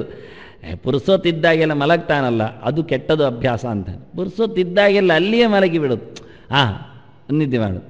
ಎಲ್ಲಿ ಪುರುಸೊ ಸಿಗುತ್ತೆ ಅಲ್ಲಿ. ಅಡಿಗೆ ಕೋಣೆ ಅಂದರೆ ಅಡಿಗೆ ಕೋಣೆಯಲ್ಲಿ, ಚಾವಡಿಯಲ್ಲಿ ಆದರೆ ಚಾವಡಿಯಲ್ಲಿ, ಕಂಬ ಸಿಕ್ಕಿದರೆ ಕಂಬಕ್ಕೆವರೆಗೆ, ಕುರ್ಚಿ ಆದರೆ ಕುರ್ಚಿ, ಟೇಬಲ್ ಆದರೆ ಟೇಬಲೇ, ಕಾರ್ಯಾಲಯ ಆದರೆ ಕಾರ್ಯಾಲಯ, ದೇವಸ್ಥಾನ ಆದರೆ ದೇವಸ್ಥಾನದಲ್ಲಿ ಅಲ್ಲಿಯೇ ಕೂತಿರ್ತಾರೆ, ಭಜನೆ ಮಾಡ್ತಾ ಇರ್ತಾರೆ. ಅಲ್ಲಿಗೆ ಒಂದು ನಿದ್ದೆ ಬರ್ತದೆ, ಸುಮಾರು ಖುಷಿ ಇರ್ತದೆ. ಮತ್ತೆ ಎಚ್ಚರ ಆಗ್ತದೆ ತಾಳದ ಪೆಟ್ಟಿಗೆ. ಮತ್ತೆ ಭಾಳ ಹೇಳ್ತಾರೆ, ಮತ್ತು ಅದು ಆಯಾಸ ಆಯಿತು. ಎಂಥ ಆಯಾಸ ಆಯಿತು, ಏನು ಆಯಾಸ ಆಯಿತು ಅದು ಗೊತ್ತಿಲ್ಲ, ಪಟ್ಟಾಂಗ ಮಾಡಿಯೋ ಗೊತ್ತಿಲ್ಲ. 2ನೆಯ ದೋಷ ತಂದ್ರಿ ಅಂತಾರೆ, ತಡ ಮಾಡೋದು. ನಾಳೆ ಮಾಡುವಯ್ಯ, ಆಲಸ್ಯ. ಎಚ್ಚರ ಆದರೆ ಮುಂದುವರಿಯುವುದು, ಎಚ್ಚರ ತಪ್ಪಿದರೆ ನಿದ್ದೆ ಮುಂದುವರಿತದೆ, ಎಚ್ಚರ ಆದರೆ ಕೆಲಸ ಮುಂದುವರಿತದೆ. ಮತ್ತೆ ಮಾಡುವ, ನಾಳೆ ಮಾಡುವ, ಹೋಗ್ತಾ ಇರ್ತದೆ, ಇನ್ನು ಉದ್ದ ಆಗ್ತಾ ಇರ್ತದೆ. ಮತ್ತೊಂದು ಹೇಳುತ್ತಾನೆ, ಊಟದ ವ್ಯವಸ್ಥೆ ಅಶನಾಯ ಅಂತ. ಅದೊಂದು ದೊಡ್ಡ ರೋಗ ಅಂತಾರೆ. ಊಟದ ತಯಾರಿಕೆಯಲ್ಲೇ ನಮ್ಮದು ಮುಕ್ಕಾಲು ಆಯುಷ್ಯ ಸಾಯ್ತದೆ. ಇಡೀ ದಿನದ ಲೆಕ್ಕಾಚಾರದಲ್ಲಿ ನೋಡಿ, ಇವತ್ತು ನೆನೆಸಿಡುವುದು, ನಾಳೆ ಅರೆದಿಡುವುದು, ನಾಡದ್ದು ತಿನ್ನುವುದು. ನೋಡಿ, 3 ದಿನದಿಂದ ತಯಾರಿ ಒಂದು ಖಾಲಿ ಮಾಡಲಿಕ್ಕೆ. ಅದ್ಭುತ. ಅದರಲ್ಲಿಯೂ ಮತ್ತು ಕಂಜೂಸುಗಳು, ಪಿಟ್ಟಾಸಿಗಳಿದ್ದಾರೆ. ಅದನ್ನು ಸ್ವಲ್ಪ ನಾಳೆಗಿಡುವವರು, 1 ವಾರಕ್ಕೆ ಇಡುವವರು ಇದ್ದಾರೆ ಪೆಟ್ಟಿಗೆಯಲ್ಲಿ. ಅದು ಇನ್ನೂ ವಿಚಿತ್ರದವರು ನೋಡಿ. ಸಂದೇವನು ಸಮೇತ ಇವತ್ತಿಗೆ ಖಾಲಿ ಮಾಡಿ ಹೋಗ್ತಾನವ, ನಾಳೆಗೆ ಇಡುವುದಿಲ್ಲ. ನಾಳೆಗಿಟ್ಟರೆ ಅವನಿಗೆ ಅಸಲಾಗೋದಿಲ್ಲ ಹೇಳ್ತಾನೆ, ಯಾರಿಗೆ ಬೇಕು ಸ್ವಾಮಿ ಅಂತಾನೆ. ಇವರು ನೋಡಿ, ಅರೆದಿಟ್ಟವರು 1 ವಾರಕ್ಕೆ, ಇನ್ನೊಂದು ಬುಧವಾರ ಬಂದರೂ ಅರೆದದ್ದು ಉಳಿಯುತ್ತದೆ. ಅದ್ಭುತ ಅಂತಾನೆ. ಆ ಒಂದು ಅಂಶವನ್ನು ಎಷ್ಟು ದೊಡ್ಡದಾಗಿ ಉಪನಿಷತ್ತು ನಮ್ಮ ಮುಂದಿಟ್ಟಿದೆ ನೋಡಿ. ಆ ರೋಗ ಹೋಗುವುದೇ ಇಲ್ಲ. ಮತ್ತೊಂದು ಆಟ ಅಂತೆ, ಆಡುವುದು. ಅಕ್ಷಕಾಮ್ಯ ಅಂತದೆ, ಕೊನೆಗೆ ಸ್ತ್ರೀ ಕಾಮ್ಯ ಅಂತದೆ. ಬದುಕು ಅಲ್ಲಿಗೆ ಮುಗಿ. ಎಂತ ನೋಡಿದರೆ ಎಷ್ಟೊತ್ತಾದರೂ ಆಡುವುದರಲ್ಲಿ ತನ್ಮಯನಾಗ್ತಾನೆ. ಮುದುಕನಾದರೂ ಆಡುವುದು ಬಿಡುವುದಿಲ್ಲ, ಮೊಮ್ಮಕ್ಕಳೊಟ್ಟಿಗೆ ಆಡ್ತಾನೆ. ಅವನಿಗೆ ಗಮ್ಮತ್ತಿರ್ತದೆ. ಜನವೇ ಕೇಳೋದು ಅದಕ್ಕೆ, ಅವನು ಆಡಲಿಕ್ಕೆ ಹೇಳೋದು, ಮೊಮ್ಮಕ್ಕಳಿಗೆ ಆಟ ಹೇಳಿಕೊಡೋದು ಅಂತ. ನಿಜವಾಗಿ ಅವನೇ ಆಡುವುದು, ಮತ್ತೇನಲ್ಲ. ಇಡೀ ಜಗತ್ತು ಆಟಕ್ಕೆ ಸಾಯ್ತದೆ. ಇದನ್ನು ಉಪನಿಷತ್ತು ಯಾವತ್ತು ಹೇಳಿದೆ ನೋಡಿ. ಇವತ್ತು ನಮ್ಮ ಎಲ್ಲದರ ಸಂಪಾದನೆಯ ಹೆಚ್ಚಿನ ಪಾಲುಗಳು ಆಟದಲ್ಲಿ, ಕ್ರೀಡಾಂಗಣದಲ್ಲಿ, ಬೆವರಿನಲ್ಲಿ ಸಾಯ್ತಾ ಉಂಟು. ಯಾವಾಗ ಎಚ್ಚರ ಆಗ್ತೇವೆ ನಾವು ಗೊತ್ತಿಲ್ಲ. ಎಷ್ಟು ಅಥ್ಲೆಟ್ಸ್ಗಳು, ಎಷ್ಟು ಒಲಿಂಪಿಕ್ಸ್ಗಳು, ಎಷ್ಟು ಗೇಮ್ಸ್ಗಳು ನಮ್ಮ ಜಗತ್ತನ್ನು ನುಂಗ್ತಾ ಇವೆ. ಇಡೀ ಜಗತ್ತಿನ ಇದು ದೋಷಗಳು, ಇಡೀ ಜಗತ್ತಿನಲ್ಲಿ. ಅದರಲ್ಲೇ ನಮ್ಮ ದೇಶ ಕಮ್ಮಿ ಇಲ್ಲ. ನೋಡಲಿಕ್ಕೆ ಸಣ್ಣದಾದರೂ ಇಂಥ ಕಡೆಗಳಲ್ಲಿ ಭಾರಿ ಜೋರು ಉಂಟದು ಎಲ್ಲ ಓಡಿ ಬರಲಿಕ್ಕೆ. ಅವರೆಲ್ಲ ದೊಡ್ಡ ದೊಡ್ಡ ನಾಡಿನವರು, ದೊಡ್ಡ ದೊಡ್ಡ ದುಡ್ಡಿನವರು, ಭಾರಿ ಭಾರಿ ಸಂಪತ್ತಿನವರು. ನಮ್ಮ ದೇಶದ ಅವಸ್ಥೆ ನೋಡಿಕೊಂಡ್ರೆ ಅದಕ್ಕೆಲ್ಲ ನಾವು ಓಡುವುದರಲ್ಲಿ ಕಮ್ಮಿ ಕಾಣುತ್ತೆ, ಅಸಲು ಕಾಣುವುದಿಲ್ಲ. ನಮ್ಮ ಸ್ಪರ್ಧೆ ಏನಿದ್ರೂ ಜ್ಞಾನದ ಮಾರ್ಗದಲ್ಲಿ ಇರಬೇಕಿತ್ತು, ಅದಿಲ್ಲ. ಹೀಗೆ ಬಹಳ ಸುಂದರವಾಗಿ ಹೇಳಿತ್ತು. ಅದಕ್ಕೆ ಪ್ರಾರ್ಚತ ಅಂತ ವೇದ ಮಂತ್ರ, ನೀನು ಸೋಮಾರಿ ಆಗಬೇಡ, ಚೆನ್ನಾಗಿ ಮಾಡು, ನಿದ್ದೆ ಹೆಚ್ಚು ಮಾಡದೆ ಪೂಜೆ ಹೆಚ್ಚು ಮಾಡು, ದೇವರ ಆರಾಧನೆ ಹೆಚ್ಚು ಮಾಡು, ನಾಮಸ್ಮರಣೆ ಹೆಚ್ಚು ಮಾಡು, ಸ್ತೋತ್ರ ಹೆಚ್ಚು ಹೇಳು. ಅದಕ್ಕೆ ಸೋಮಾರಿತನ ಮಾಡದೆ ಊಟಕ್ಕೋಸ್ಕರ ಕೊಡುವ ಸಮಯದಲ್ಲಿ ಹೆಚ್ಚು ಪಾಠಕ್ಕೋಸ್ಕರ ಕೊಡುವ ಅಂತ. ಅದು ಮಾತ್ರ ಹೇಳಿಬೇಡಿ ಅಂತ, ಅದು ಹೆಚ್ಚಿರಲಿ ಅಂತ. ಆದರೆ ನಮ್ಮದೆಲ್ಲ ಪಾಠದ ಸಮಯ 1 ಗಂಟೆ ಆದರೆ ಊಟದ ಸಮಯ ಅದರ 10 ಪಾಲಿರ್ತದೆ. ಹೊಟ್ಟೆಗೆ ನಾವು ತುಂಬ ತಿನ್ನಿಸ್ತೇವೆ, ವೆರೈಟಿ ಅದರಲ್ಲಿ ಸಹ ಗಮ್ಮತ್ತು ಒಂದೊಂದಾಗೆ ಬೇಕಾದಷ್ಟು ಬಗೆ, ಪ್ರತಿನಿತ್ಯ 1 ದಿನ ಅಲ್ಲ. ಆದರೆ ಓದಲಿಕ್ಕೆ ಮಾತ್ರ ಯಾವುದೋ ಒಂದು ಅಂಶ ಮಾತ್ರ, ಅದೊಂದು ಚೂರು ಮಾತ್ರ, ಅದು ಹೆಚ್ಚಿನ ಅಂಶ ಕರಗಲಿಕ್ಕೆ ಕಾಣ್ತದೆ. ಊಟ ಸೇರಬೇಕಲ್ಲ, ಅದಕ್ಕೊಂದು ವೆರೈಟಿಯಿಂದ ಒಂದು ಪ್ರವಚನ. ಮಧ್ಯೆಯಲ್ಲಿ ಕೆಲವೊಮ್ಮೆ ಊಟದ ಹೊತ್ತಿನಲ್ಲಿ ಇರ್ತದೆ ಪ್ರವಚನಗಳು. ಅದು ಯಾರಿಗೆ ಬೇಕೋ ಏನೋ. ನಿಜವಾಗಿ ತಿನ್ನುವಾಗ ನಾನು ಒಂದು ಸರ್ತಿ ಮಾಡಿದ್ದೇನೆ, ಹೇಳಿದರು, ಮಾಡೋದಿಲ್ಲ ಹೇಳ್ತಿದ್ದೆ. ಆದರೆ ಒಂದು ಸರ್ತಿ ನಾನು ಹೇಳಿದೆ, ನಾನು ಮಾಡ್ತೇನೆ, ಆದರೆ ಹೆಚ್ಚಿನವರು ಊಟ ಬಿಡಬಹುದು ಹೇಳಿದೆ. ಹಾಗೆ ಹೇಳಿದೆ. ತುತ್ತೆತ್ತುವಾಗ ಒಮ್ಮೆ ಗಮನಿಸಿ, ನೀವು ತಿನ್ನುವುದರಲ್ಲಿ ವಿಷ ಇರಬಹುದು ಅಂದೆ. ಯೋಚನೆ ಮಾಡ್ತಾರೆ. ಮತ್ತೆ ಪಕ್ಕದವರಿಗೆ ಹೇಳಿದರು, ಅವರಿಗೆ ಮಂಡ ಸರಿ ಇಲ್ಲ ಅಂತ. ನಾನು ಕೂಡಲೇ ಅದು ಕೇಳಿಸಿಕೊಂಡು ಹೇಳಿದೆ, ಇವರಿಗೆ ದೊಡ್ಡ ಸಮಯ ಇಲ್ಲ ಅಂದೆ. ಚೆನ್ನಾಗಿರುತ್ತೆ. ಆದ್ದರಿಂದ ನಾನು ಮತ್ತೆ ಊಟದ ಹೊತ್ತಿನಲ್ಲಿ ಮಾತಾಡಲಿಕ್ಕೆ ಬರೋದೇ ಇಲ್ಲ. ಯಾಕೆಂದರೆ ಯಾವ ವ್ಯಕ್ತಿಗಳಿಗೂ ಊಟದ ಹೊತ್ತಿನಲ್ಲಿ ತಲೆ ಖರ್ಚು ಮಾಡಬೇಕು ಯೋಚನೆ ಇಲ್ಲ. ಪಟ್ಟಾಂಗ ಮಾಡಿ ಆದರೂ ತಿಂತಾವೆ ಅನ್ನೋದು, ಬಾಯಿ ಮುಚ್ಚಿ ತಿನ್ನದಿದ್ರು ಒಳ್ಳೆಯ ಶಬ್ದಗಳನ್ನು ಕೇಳಿಕೊಂಡು ಗೋವಿಂದ ಹೇಳಿ ತಿನ್ನುವುದಿಲ್ಲ. ಅದಕ್ಕೆ ಕೃಷ್ಣ ಹೇಳಿದ್ದು ತಮ್ಮ ಅಭ್ಯರ್ಚ್ಯ ಅಂತ, ಅಭಿತಃ ಅಂದ. ನಾವು ಪದದಲ್ಲಿ ಹೇಳ್ತೇವೆ, ಮಕ್ಕಳಾಡಿಸುವಾಗ ಅದನ್ನು 5 ಸರ್ತಿ 6 ಸರ್ತಿ ಎದ್ದೋಡಿ ರಾಗದಲ್ಲೆಲ್ಲ ಸೇರಿಸಿಕೊಂಡು ಹೇಳ್ತೇವೆ, ಮಡದಿಯೊಳಕ್ಕರದಿ ನಲಿವಾಗ ಹೇಳಿಕೊಂಡು. ಆದರೆ ಹೇಳ್ತಾರ ಇವರು ರಾಮರಾಮ ಅಂತಾಗ? ಎಲ್ಲಿ ಹೇಳ್ತಾರೆ? ಎಲ್ಲಿ ಬರ್ತದೆ? ಸುದ್ದಿ ಬರುವುದಿಲ್ಲ. ಯಾವುದೋ ಕ್ಯಾಸೆಟ್ ಹಾಕ್ತಾರೆ, ಯಾವುದೋ ಪಟ್ಟಾಂಗ ಮಾಡ್ತಾರೆ, ಎಂಥದೋ ಹೇಳ್ತಾರೆ, ಯಾವ್ಯಾವುದೋ ಪದ್ಯಗಳನ್ನು ಹೇಳ್ತಾರೆ ಹೊರತು ಯಾವುದೇ ರೀತಿಯಾದ ದೇವರ ಸ್ಮರಣೆ ಮಾಡುವುದೇ ಇಲ್ಲ, ಹೇಳುವುದೇ ಇಲ್ಲ. ಅದರಿಂದ ಅಭಿ ಅಂದರೆ ಅಭಿತಃ ಅಂತಾನೆ. ಪ್ರತಿಯೊಂದು ಹಂತದಲ್ಲಿಯೂ ಹೇಳಲಿಕ್ಕೆ ಸುಲಭ ಉಂಟು, ಆದರೆ ಮಾಡುವುದಿಲ್ಲ ಅಂತಾರೆ. ಅಲ್ಲಿಗೆ ಹೇಳಬೇಕಾದ್ದನ್ನಾದ್ರೆ ಹೇಳ್ತಾರೆ, ಅದು ಮಾಡುವುದಿಲ್ಲ. ಅಲ್ಲಿಗೆ ಅಂದರೆ ಹಲ್ಲಿಗೆ ನಾವು ಹಲ್ಲುಜ್ಜುವಾಗ ಹೇಳಲಿಕ್ಕೆ ಉಂಟು ಮಂತ್ರ, ಆಯುರ್ಬಲಂ ಯಶೋವರ್ಚಃ ಪ್ರಜಾಪತ್ರಾಂಶ ಹಿಮೆ ಅಂತ ಹೇಳಿಕೊಂಡು ವನಸ್ಪತಿ ಅಂದರೆ ಕೇಳಲಿಕ್ಕುಂಟು. ಅದಾದರೂ ಬರ್ತದ? ಬರೋದಿಲ್ಲ. ಎದ್ದಾಗ ಗಣಿಮಿಟ್ಟಾಗಿ ಹೇಳಲಿಕ್ಕುಂಟು, ಅದು ಹೇಳುವುದಿಲ್ಲ. ಕಾಲಿಡುವಾಗ ನೆನಪಾಗುತ್ತೋ? ನೆನಪಾಗುವುದಿಲ್ಲ. ಯಾರನ್ನೆಲ್ಲ ಕಾಣಬೇಕು ಬಿಡಿ, ಗಮ್ಮತ್ತಿರುತ್ತೆ. ಕಪಿಲ ದರ್ಪಣಂಬಾನ ಹೇಳ್ತೇವೆ, ಬೆಳಿಗ್ಗೆದ್ದು ಕನ್ನಡಿ ನೋಡಯ್ಯ ಅಂತ. ನೋಡಯ್ಯ ಹೇಳಿದ್ದಾರೆ, 1 ದಿನ ನೋಡಬಾರ್ದು ಹೇಳಿದ್ದಾರೆ, ಅದು ನಮಗೆ ಗೊತ್ತುಂಟ? ಗೊತ್ತಿಲ್ಲ. 6 ದಿನ ನೋಡಿದ್ದು 1 ದಿನ ನೋಡಿದರೆ ಫಲ ಹೋಗುತ್ತೆ ಎಂದುಂಟು. ಈಗ ತಲೆ ತುರಿಸ್ಲಿಕ್ಕೆ ಶುರುವಾಗತ್ತೆ. ನಾನು ಕನ್ನಡಿ ನೋಡಬೇಕು ಅಂತ ಹೇಳಿದ್ರ್ಯಾ? ಸರಿ. 7 ದಿನದಲ್ಲಿ 1 ದಿನ ಕನ್ನಡಿ ನೋಡಬಾರ್ದು ಅಂತ ಉಂಟು. ಯಾವತ್ತು ಗೊತ್ತುಂಟ ಯಾರಿಗಾದರೂ? ಗೊತ್ತಿಲ್ಲ. ನೋಡಿದರೆ ಏನಾಗುತ್ತೆ ಕೇಳಿದರೆ, ಉಳಿದ 6 ದಿನ ನೋಡಿದರೆ ಫಲ ಹೋಗುತ್ತೆ ಎಂದುಂಟು. ಅದೇ ನಮ್ದು ಆಗ್ತಾ ಇರೋದು ದಿನ. ಯಾಕೆ ನಾವು 7 ದಿನ ನೋಡ್ತಾ ಇದ್ದೇವಲ್ಲ, ಪುಣ್ಯ ಬಂದೊಂದು ಒಟ್ಟು ಮಾಡಿದರೆ ಆ 7ನೇ ದಿನ ತೂತು ಕೊಡಪಾನ ಇದ್ದಾಗೆ ಅದು ಪೂರ್ವ ಹೋಗಿರ್ತದೆ. ಗೊತ್ತಿಲ್ಲ, ಗೊತ್ತಾಗಬೇಕು ಅಂತಿಲ್ಲ ನಮಗೆ, ಗೊತ್ತಾಗಿ ಮಾಡುವುದಿಲ್ಲ. ಏನು ಗೊತ್ತಾಗಬೇಕು ಅಂತ ಯೋಚನೆ ಮಾಡ್ತೇವೆ, ಅಲ್ಲೇ ತಪ್ಪಿರ್ತೇವೆ ನಾವು. ಇದನ್ನು ಕೃಷ್ಣ ಹೇಳ್ತಾನೆ, ಅಭ್ಯರ್ಚ್ಯ ಅಂದರೆ ಚೆನ್ನಾಗಿ ತಿಳಿದು ಪೂಜೆ ಮಾಡುವಂಥ. ಪ್ರಿಯಮೇಧಾಸೋ ಅರ್ಚತ ಅಂದ. ನೀವು ಚೆನ್ನಾಗಿ ಮಾಡಿರ್ಬೋದು, ಎಲ್ಲ ಒಟ್ಟು ಮಾಡಿಕೊಂಡಿರ್ಬೋದು, ಎಲ್ಲ ಹೇಳಿದಾಗೆ ಜೋಡಿಸಿರ್ಬೋದು, ಆದರೆ ನಿಮಗೆ ಎಚ್ಚರ ಆಗಿದೆಯಾ ಅಂತ ಕೇಳಿದ್ರು. ಮೇಧ ಅಂದರೆ ಎಚ್ಚರ. ಪ್ರಿಯಮೇಧಾಸಃ, ಒಳ್ಳೆಯ ಅರಿವು ತುಂಬಿದವು ಜ್ಞಾನಿಗಳೇ ನೀವು ಪೂಜೆ ಮಾಡಿ. ಮೇಧ ಅಂದರೆ ಯಜ್ಞ. ಪ್ರಿಯಮೇಧಾಸ, ಒಳ್ಳೆ ಬಗೆಯ ಯಜ್ಞಾರಾಧನೆಯೆಲ್ಲ ಮಾಡುವವರೇ ನೀವು ಪೂಜೆ ಮಾಡಿ. ಯಾಕೆಂದರೆ ಯಮ ನಿಯಮಗಳಲ್ಲಿ ಅದು ಒಂದು ಸೇರಿದೆ. ಶೌಚಂ ತಪಃ ತುಷ್ಟಿ ಸ್ವಾಧ್ಯಾಯ ಹರಿಪೂಜನಂ. ಪತಂಜಲಿಯು ಪುರುಷಾರ್ಚನಂ ಶಬ್ದ ಹಾಕಿದ್ದಾನೆ. ಬಿಡುವಾಗಿಲ್ಲ. ಒಂದು ಕಡೆಯಲ್ಲಿ ಇರುವುದಲ್ಲಲ್ಲ. ಯಮನಿಯಮಗಳ ಬಗ್ಗೆ, ಯೋಗದ ಬಗ್ಗೆ 10-12 ಕಡೆಯಲ್ಲಿ ಬಂದಿದೆ ಪುರಾಣಗಳಲ್ಲಿ. ಇನ್ನು ತಂತ್ರಗಳಲ್ಲಿ, ಆಗಮಗಳಲ್ಲಿ, ಆನಂತರ ಸೂತ್ರಗಳಲ್ಲಿ, ಅದು ಬಿಟ್ಟರೆ ಉಪನಿಷತ್ತುಗಳಲ್ಲಿ 100 ಕಡೆಯಲ್ಲಿದೆ. 1-2 ಕಡೆಯಲ್ಲಿ ಯೋಗದ ಬಗ್ಗೆ. ಪ್ರತಿಯೊಂದು ಕಡೆಯಲ್ಲಿಯೂ ಭಗವದರ್ಚನೆಯ ಬಗ್ಗೆ, ದೇವರನ್ನು ಮೆಚ್ಚಿಸುವ ಕಾರ್ಯದ ಬಗ್ಗೆ ಸ್ಪಷ್ಟವಾಗಿಯೇ ಗಟ್ಟಿಯಾಗಿಯೇ ನಮ್ಮನ್ನು ಸಂದೇಶ ಕೊಟ್ಟಿದ್ದಾರೆ. ಅದನ್ನು ಇಲ್ಲಿ ಕೃಷ್ಣ ಸೆರೆ ಹಿಡಿದ. ಅದರಿಂದ ಯಾರನ್ನು ಏನು ಮಾಡಿದರೆ ಕರ್ಮದಲ್ಲಿ ನಮಗೆ ಸಿದ್ಧಿ ಆಗ್ತದೆ, ಯಾರಿಗೆ ಎನ್ನುವ ಮಟ್ಟಿ ಇಲ್ಲಿ ಶಬ್ದ ಉಂಟು, 4 ಶಬ್ದ ಉಂಟು. ಎಂಥವನನ್ನು ಏನು ಮಾಡಿ ಸಿದ್ಧಿಯನ್ನು ಹೇಗೆ ಪಡೆಯುತ್ತಾನೆ, ಯಾರು ಅವನನ್ನು ಮಾನವ ಅಂತೇಳಿ ಜ್ಞಾನವನ್ನು ಪಡೆದವನು. ಪ್ರಿಯಮೇಧಾಸಹ, ಅನೇಕ ಕರ್ಮತಂತ್ರಗಳಲ್ಲಿ ನಿಪುಣರಾಗಿ ನಿಂತವರೇ, ಒಳ್ಳೆಯ ಅಧಿಕಾರಿಗಳೇ, ಅರಿವು ಹೊತ್ತ ಮಂದಿಗಳೇ, ನೀವು ದೇವರನ್ನು ಮತ್ತಷ್ಟು ಖುಷಿಯಲ್ಲಿ ಆರಾಧನೆಗೈಯಿರಿ. ಅರ್ಚಂತು ಪುತ್ರಕಾ ಅಂತದೆ. ಅಯ್ಯ, ನಮಗೆ ಗೊತ್ತೇ ಇಲ್ಲಲ್ಲ, ನಾವು ಮಕ್ಕಳಿದ್ದೇವಲ್ಲ, ಸಣ್ಣಗಿದ್ದೇವೆ. 60 ಶಾಂತಿ ಆದ ನಂತರ ಮತ್ತೆ ಮನೆಯಲ್ಲಿ ಕೂತ್ಕೊಂಡು ಅದೇ ಮಾಡೋದು, ಎಂಥದ್ದು ಪೂಜೆ ಮಾಡೋದು. ಯಾರಿಗೆ? ನೀವು ಯಾರಿಗೆ ಹೇಳಿಕೊಡ್ತೀರಾ ಅವರಿಗೆ. ಏನು ಕರ್ಮಕ್ಕೆ ಕೇಳುತ್ತೇವೆ. ಆಗ ನೀವು ಮಾಡೋ ಪೂಜೆ ಏನು ಕೇಳಿದರೆ ಕೇವಲ ಹೊಟ್ಟೆ ಪೂಜೆ ಮಾತ್ರ. ಹೇಗೆ ಬೆಳಿಗ್ಗೆ ಬೇಗ ಎದ್ದು ಸ್ನಾನ ಮಾಡಿ ಅಂದರೆ ಸತ್ತೇ ಹೋಗ್ತೇವೆ ಹೇಳ್ತೀರಿ ನೀವು, ಹೇಳಿ ಆಗ್ತದೆ. ಮತ್ತೇನು ಮಾಡುವ? ಹಾಗಾದರೆ ತಡವಾಗಿ ಹೇಳಿ ಆಯಿತು, ಎಲ್ಲರೂ ಬಿಂದ ನಂತರ ಮತ್ತೆ ಕೊನೆಗೆ ಮೀಲಿಕ್ಕೆ, ಆಗ ಸತ್ತೇ ಹೋಗ್ತೇವೆ. ಯಾಕೆ? ಹಸಿವಿನಲ್ಲಿ. ಮೊದಲು ತಿಂದು ಹೋಗಿ. ಹಾಗಾದರೆ ಎಲ್ಲರೂ ಸ್ನಾನ ಮಾಡಿದಾಗ ನೀವು ತಿಂದು ಹೋಗಿ ಸ್ನಾನ ಮಾಡಿ, ಉಪಯೋಗ ಏನಾಯಿತು? ಪೂಜೆ ಮಾಡಿ. ಉಪವಾಸ ವತಾ ಕಾರ್ಯಂ ಜಪಹೋಮ ಅಮರಾರ್ಚನಂ ಅಂತಾರೆ. ಖಾಲಿ ಹೊಟ್ಟೆಯಲ್ಲಿ ದೇವರ ಪೂಜೆ ಮಾಡಲಿಕ್ಕೆ. ನಾವು ತೀರ್ಥ ತಗೊಳ್ಳದೆ ಏನೂ ತಿನ್ನಲಿಕ್ಕಿಲ್ಲ. ನಾವು ತೀರ್ಥ ತಗೊಳ್ಬೇಕಾದ್ರೆ ದೇವರ ಪೂಜೆ ಆಗದೆ ತೀರ್ಥ ಸಿಗುವುದಿಲ್ಲ. ಅದಕ್ಕೊಂದು ಉಪಾಯ ಮಾಡಿ ಹೇಳಿದರು ನನ್ನ ಹತ್ರ, ನಿನ್ನೆ ದಿವಸ ತೀರ್ಥ ತಗೊಳ್ತೇವೆ ಅಂತ. ಹಾಗಾದರೆ ನಿನ್ನೆ ದಿವಸ ತಿಂತೀರಿ ಅಂತ ಅರ್ಥ ಅಂದೆ. ಅಂದರು. ಮತ್ತೆಂದು ಅದೇ ಅಲ್ವಾ, ನಿನ್ನೆ ದಿವಸ ತೀರ್ಥ ತಗೊಂಡು ನಿನ್ನೆ ದಿವಸದೇ ತಿಂದುಕೊಂಡು ಮತ್ತೆ ಒಂದು ನಿದ್ದೆ ಮಾಡಿ ಮತ್ತೆ ಹೇಳೋದು, ಪ್ರಯೋಜನ ಎಂತಾಯಿತು? ಅದಾಯಿತು. ಇವತ್ತಿನದ್ದು ಇವತ್ತಿಗೆ ಆಗಬೇಕು, ನಿನ್ನೆದ್ದು ನಿನ್ನೆಗೆ. ಬದುಕಿದ್ದಾಗ ಆಯಿತು, ಸಾಯುವಾಗ ಯಾವ ತೀರ್ಥ ಯಾರಾಗ್ತಾರೆ ಯಾರಿಗೆ ಗೊತ್ತುಂಟಯ್ಯ? ಅದೋದಲ್ಲ. ಅದು ನಾನು ನೋಡಿದ್ದೇನೆ. ಎಲ್ಲ ನಳ್ಳಿ ತಿರುಗಿಸಿ ಎಲ್ಲರೂ ಒಂದೊಂದು ಹಿಡಿ ಹಾಕಿದ್ದಾರೆ ನೀರು ಒಂದು ಕಡೆಯಲ್ಲಿ, ಸತ್ತ ಹೆಣಕ್ಕೆ. ಬೇಜಾರಾಗತ್ತೆ ಪಾಪ. ತೀರ್ಥ ಇಲ್ಲ, ತರುವುದು ಯಾರು ಮತ್ತೆ? ಕೂಡಲಲ್ಲಿ ಪಕ್ಕದಲ್ಲಿ ಕಾಲು ತೊಳೆಯೋ ನಳ್ಳಿ ಇತ್ತು, ಅವನು ತಗೊಂಡೋದು ಈಗ ಹಿಡ್ದ ಹಾಕಿದ ಬಾಯಿಗೆ. ಆಹಾ, ಅದ್ಭುತ.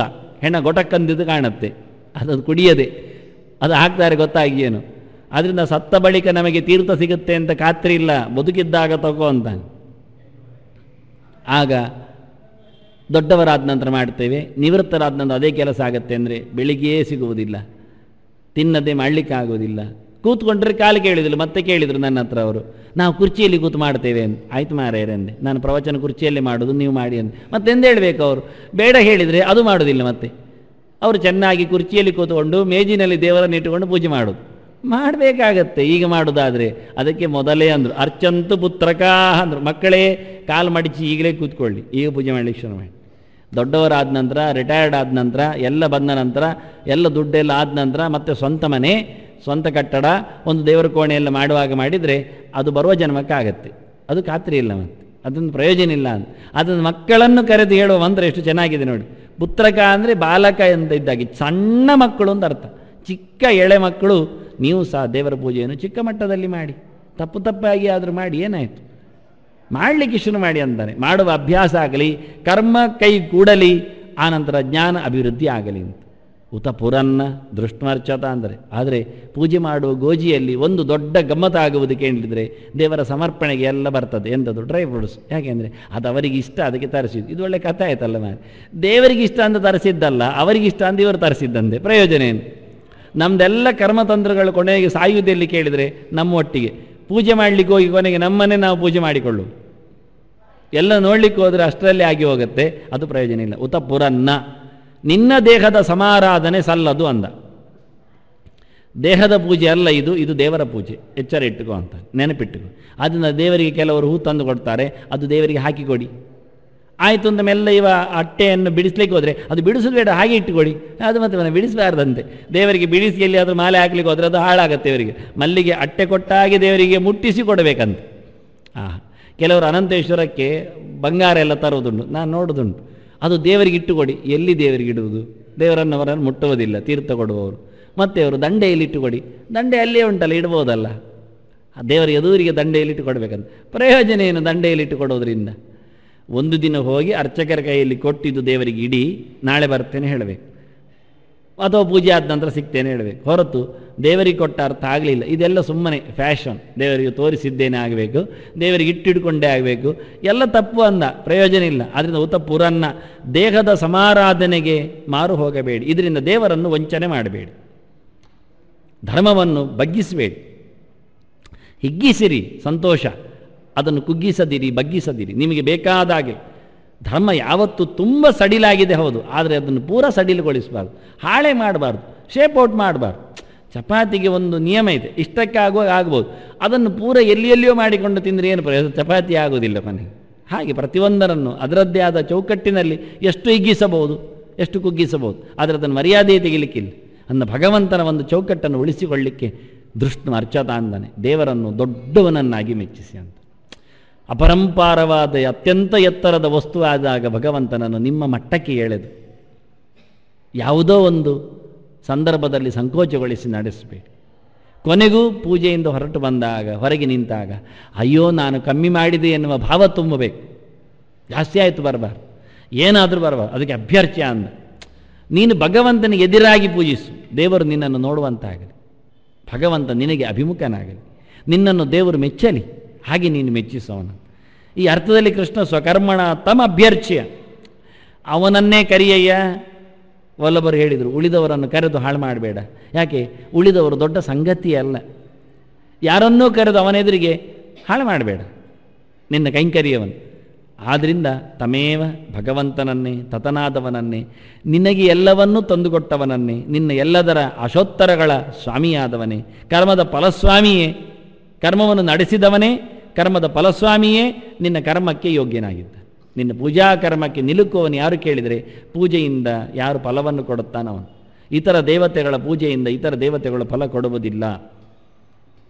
ಇತರ ದೇವತೆಗಳನ್ನು ಪೂಜೆ ಮಾಡಿದರೆ ಇತರ ದೇವಳಿಗೆ ಸಂದಾಯವೂ ಆಗುವುದಿಲ್ಲ. ಸರ್ವದೇವ ನಮಸ್ಕಾರ ಕೇಶವಂ ಪ್ರತಿಗಚ್ಚತಿ ಇಂದ. ಹಾಗಾದರೆ ಆಯ್ತಲ್ಲ, ನಾವು ಯಾರನ್ನು ಮಾಡಿದರೆ ಅವನಿಗೆ ಹೋಗುವುದಾದರೆ, ಯಾರನ್ನಾದರೆ ಎಂದು ಕೇಳಿದರೆ, ನೀನು ಗೊತ್ತಿಲ್ಲದೆ ಮಾಡಿದ್ರಿಂದ ನಿನಗೆ ಅದರ ಫಲ ಬರುವುದಿಲ್ಲ, ರಿಟರ್ನ್ ಇಲ್ಲ, ರಶೀದಿ ಬರುವುದಿಲ್ಲ. ನೀವು ಎಲ್ಲಿ ಕಾಣಿಕೆ ಡಬ್ಬಿ ಹಾಕಿದ್ರು ಹೋಗುವುದು ಒಂದೇ ದೊಡ್ಡ ಡಬ್ಬಿಗೆ, ಖಜಾನೆಗೆ ಆದರೆ ಮಾತ್ರ ನಿನಗೆ ರಶೀದಿ ಬರುವುದಿಲ್ಲ. ನೀನು ಅಲ್ಲಿಯೇ ಹೋಗಿ ಕೊಟ್ಟರೆ ರಶೀದಿ ಕೊಡ್ತಾರಷ್ಟೆ. ನೀನು ಇಲ್ಲಿಯೇ ಗುಪ್ತವಾಗಿ ಹಾಕಿದರೆ ಹೋಗುವುದು ಅಲ್ಲಿಗೆ, ಆದರೂ ರಶೀದಿ ಇಲ್ಲ. ಆ ರೀತಿಯಾಗಿ ನೀನು ಮಾಡಿದ ಪೂಜೆಗೆ ಫಲ ಇಲ್ಲ. ಅದರ ಬದಲಿಗೆ ನೇರ ಸ್ವಾಮಿ ಯಾರೊಂದು ಗೊತ್ತಿದ್ದು ನೀನು ಇಲ್ಲಿ ಅಡಿಯಾಳುಗಳನ್ನು ಮುಟ್ಟಿದ್ದಕ್ಕೆ ಪಾಪವೇ ಬರ್ತದೆ. ರಶೀದಿ ಬರುವುದಿಲ್ಲ ಅಷ್ಟೇ ಅಲ್ಲ, ರಶೀದಿ ತಪ್ಪಿದ ತಪ್ಪಿನಿಂದಾಗಿ ಇನ್ನೊಂದು ತಪ್ಪಾಗುತ್ತೆ. ಅದಕ್ಕೋಸ್ಕರ ಭಗವಂತನನ್ನು ಬಹಳ ಸುಂದರವಾಗಿ ಮೆಚ್ಚಿಸು, ಆರಾಧಿಸು. ಹೀಗಾಗಿ ಕರ್ಮ ನಿನಗೆ ಸಿದ್ಧಿಯನ್ನು ಕೊಡುತ್ತೆ ಎನ್ನುವುದಕ್ಕೆ ಹೇಗೆ ಅಂತ ಪ್ರಶ್ನೆ ಇದ್ದರೆ, ಕರ್ಮದ ಅರಿವು ಕೊಟ್ಟವನು, ಅರಿತು ಮಾಡಿಸಿದವನು, ಅದರ ಫಲವನ್ನು ಇಟ್ಟವನು, ಅವನನ್ನು ನೀನು ಪೂಜಿಸುವುದರಿಂದ ಆ ಕರ್ಮವು ನಿನಗೆ ಫಲವನ್ನು ಕೊಡ್ತದೆ. ನಾವಿವತ್ತು ಹೇಳ್ತೇವೆ ಪರೀಕ್ಷೆ ಅದು ನಮಗೆ ಕೆಲಸವನ್ನು ಕೊಡ್ತದೆ. ನೆಗಾಡ್ತಾರೆ ಯಾರಾದರೂ, ಹೇಳ್ತಾರೆ ನೀನು ಡಿಗ್ರಿ ಪರೀಕ್ಷೆ ಬರೇ ನಿನಗೆ ಬ್ಯಾಂಕ್ ಉದ್ಯೋಗ ಖಾತ್ರಿ ಅಂತಾರೆ. ಅದು ಇನ್ಯಾವುದೋ ಒಂದು ಹೇಳ್ತಾರೆ, IAS ಬರೇ ಅದು ನಿನಗೆ ಗೌರ್ಮೆಂಟ್ ಉದ್ಯೋಗ ನಿಂತದ್ದನ್ನು ಯಾವನನ್ನು ಮಾಡ್ತದೆ ಅಂತ, ತಹಶೀಲ್ದಾರ ಆಗ್ತೀಯ, ಏನೇ ಹೇಳ್ತಾರೆ. ಪರೀಕ್ಷೆ ಅದು ಮಾಡೋದಿಲ್ಲ, ಎಲ್ಲರಿಗೂ ಗೊತ್ತುಂಟು ಪರೀಕ್ಷೆ ಅವನಿಗೆ ಕೆಲಸ ಕೊಡ್ತದ ಇಲ್ಲ. ಪರೀಕ್ಷೆಯಿಂದಾಗಿ ಅವನು ಜ್ಞಾನ ಎಂದು ಗೊತ್ತಾಗಿಸಿ ಅವನನ್ನು ಮತ್ತೆ ಕರೆಸಿ ಆ ಕೆಲಸದಲ್ಲಿ ಸರಕಾರದವನೋ ಉತ್ತಮ ಜನನೋ ಯಾವನ ಅದಕ್ಕೆ ಸಂಬಂಧಪಟ್ಟ ಅಧಿಕಾರಿಯೋ ಉಳ್ಳಿರಿಸ್ತಾನೆ. ಹಾಗೆ ಅಧಿಕಾರಿ ಭಗವಂತ ಇದ್ದಾನೆ, ಕರ್ಮ ಪರೀಕ್ಷೆ ಇದೆ, ಸಿದ್ಧಿ ಎನ್ನುವುದು ಫಲವಾಗಿ ಕಾಣುತ್ತದೆ. ಇದು ಮುಖ್ಯ. ಅದನ್ನು ಹೇಳುವಾಗ ಹೇಳಿಕೆಯಲ್ಲಿ ನೀನು ಈ ಪರೀಕ್ಷೆ ಬರೇ ನಿನಗೆ ಆ ಉದ್ಯೋಗ ಖಾತ್ರಿ, ನೀನು ಈ ಪರೀಕ್ಷೆಯಿಂದ ಆ ಪದವಿಯನ್ನು ಆ ಸ್ಥಾನವನ್ನು ಪಡೀತಿಯಿಂದ. ಪದವಿಯಿಂದ ಸ್ಥಾನ ಪಡೀಲಿಕ್ಕೆ ಆಗುವುದಿಲ್ಲ. ಪದವಿಯಿಂದ ಆ ಜ್ಞಾನ ಸಂಪಾದಿತನಾಗಿ ಅದರಿಂದ ಆ ಅಧಿಕಾರಿಗೆ ಪ್ರಸನ್ನತೆ ಆಗಿ ನಿನಗೆ ಅವನ ಆ ಅಧಿಕಾರವನ್ನು ಕೊಡ್ತಾನೆ. ಒಬ್ಬ ಮಧ್ಯೆಯಲ್ಲಿ ಬೇಕೇ ಬೇಕು. ಅದರಿಂದ ಕರ್ಮದಿಂದ ಸಂಸಿದ್ಧಿಯನ್ನು ಪಡೆಯುವುದು ಹೇಗೆ ಎನ್ನುವುದಕ್ಕೆ ಭಗವಂತ ನಡುವೆ ತನ್ನ ಅಧಿಕಾರ ವ್ಯಾಪ್ತಿಯನ್ನು ಸ್ಪಷ್ಟಪಡಿಸಿದ. ತಾನೆಷ್ಟು ಆ ಕೆಲಸ ಮಾಡಿಸಿದ. ಇಲ್ಲಿ ಏನು ಅಂದರೆ ಪರೀಕ್ಷೆಯಲ್ಲಿ ಪ್ರಯತ್ನ ನಮ್ಮದೇ ಇರ್ತದೆ, ಫಲವನ್ನು ಪಡೀಲಿಕ್ಕೆ ನಾವು ಖಂಡಿತವಾಗಿ ಯೋಗ್ಯತೆಯೂ ಇರ್ತದೆ. ಕೊಡುವವನು ಕೊಟ್ಟರೆ ಸರಿ, ಅದು ಕೆಲವರು ಇಸ್ಕೊಂಡು ಕೊಡ್ತಾರೆ, ಕೊಡದೆ ಕೂತ್ಕೊಳ್ತಾರೆ, ಗೋಳಾಡಿಸ್ತಾರೆ, ಅದೆಲ್ಲ ಉಂಟೇ ಉಂಟು ಮಧ್ಯದಲ್ಲಿ, ಅದು ಅವರ ಅಯೋಗ್ಯತನ ಬಿಡಿ. ಆದರೆ ಇಲ್ಲಿ ಪ್ರಯತ್ನದಲ್ಲಿಯೂ ನಮ್ಮತನ ಇಲ್ಲ. ಅದಕ್ಕೆ ಭಗವಂತ ಹೇಳಿದ್ದಾನೆ ಯಥಪ್ರವೃತ್ತಿ ಭೂತಾನಾಮಂದ, ಕೆಲಸ ಮಾಡಿಸಿದವನೇ ನಾನು, ಆದ್ದರಿಂದ ಫಲ ಕೊಡುವುದರಲ್ಲಿಯೂ ನನಗೆ ಅಧಿಕಾರ ಅಂತ. ಅಧಿಕಾರಿಗೆ ಫಲ ಕೊಡುವುದರಲ್ಲಿ ಅಧಿಕಾರ ಇಲ್ಲ, ಪ್ರಯತ್ನ ನಮ್ಮದು. ಪರೀಕ್ಷೆಯಲ್ಲಿ ಪ್ರಯತ್ನ ಪರಿಪೂರ್ಣ ನಮ್ಮದಿರ್ತದೆ.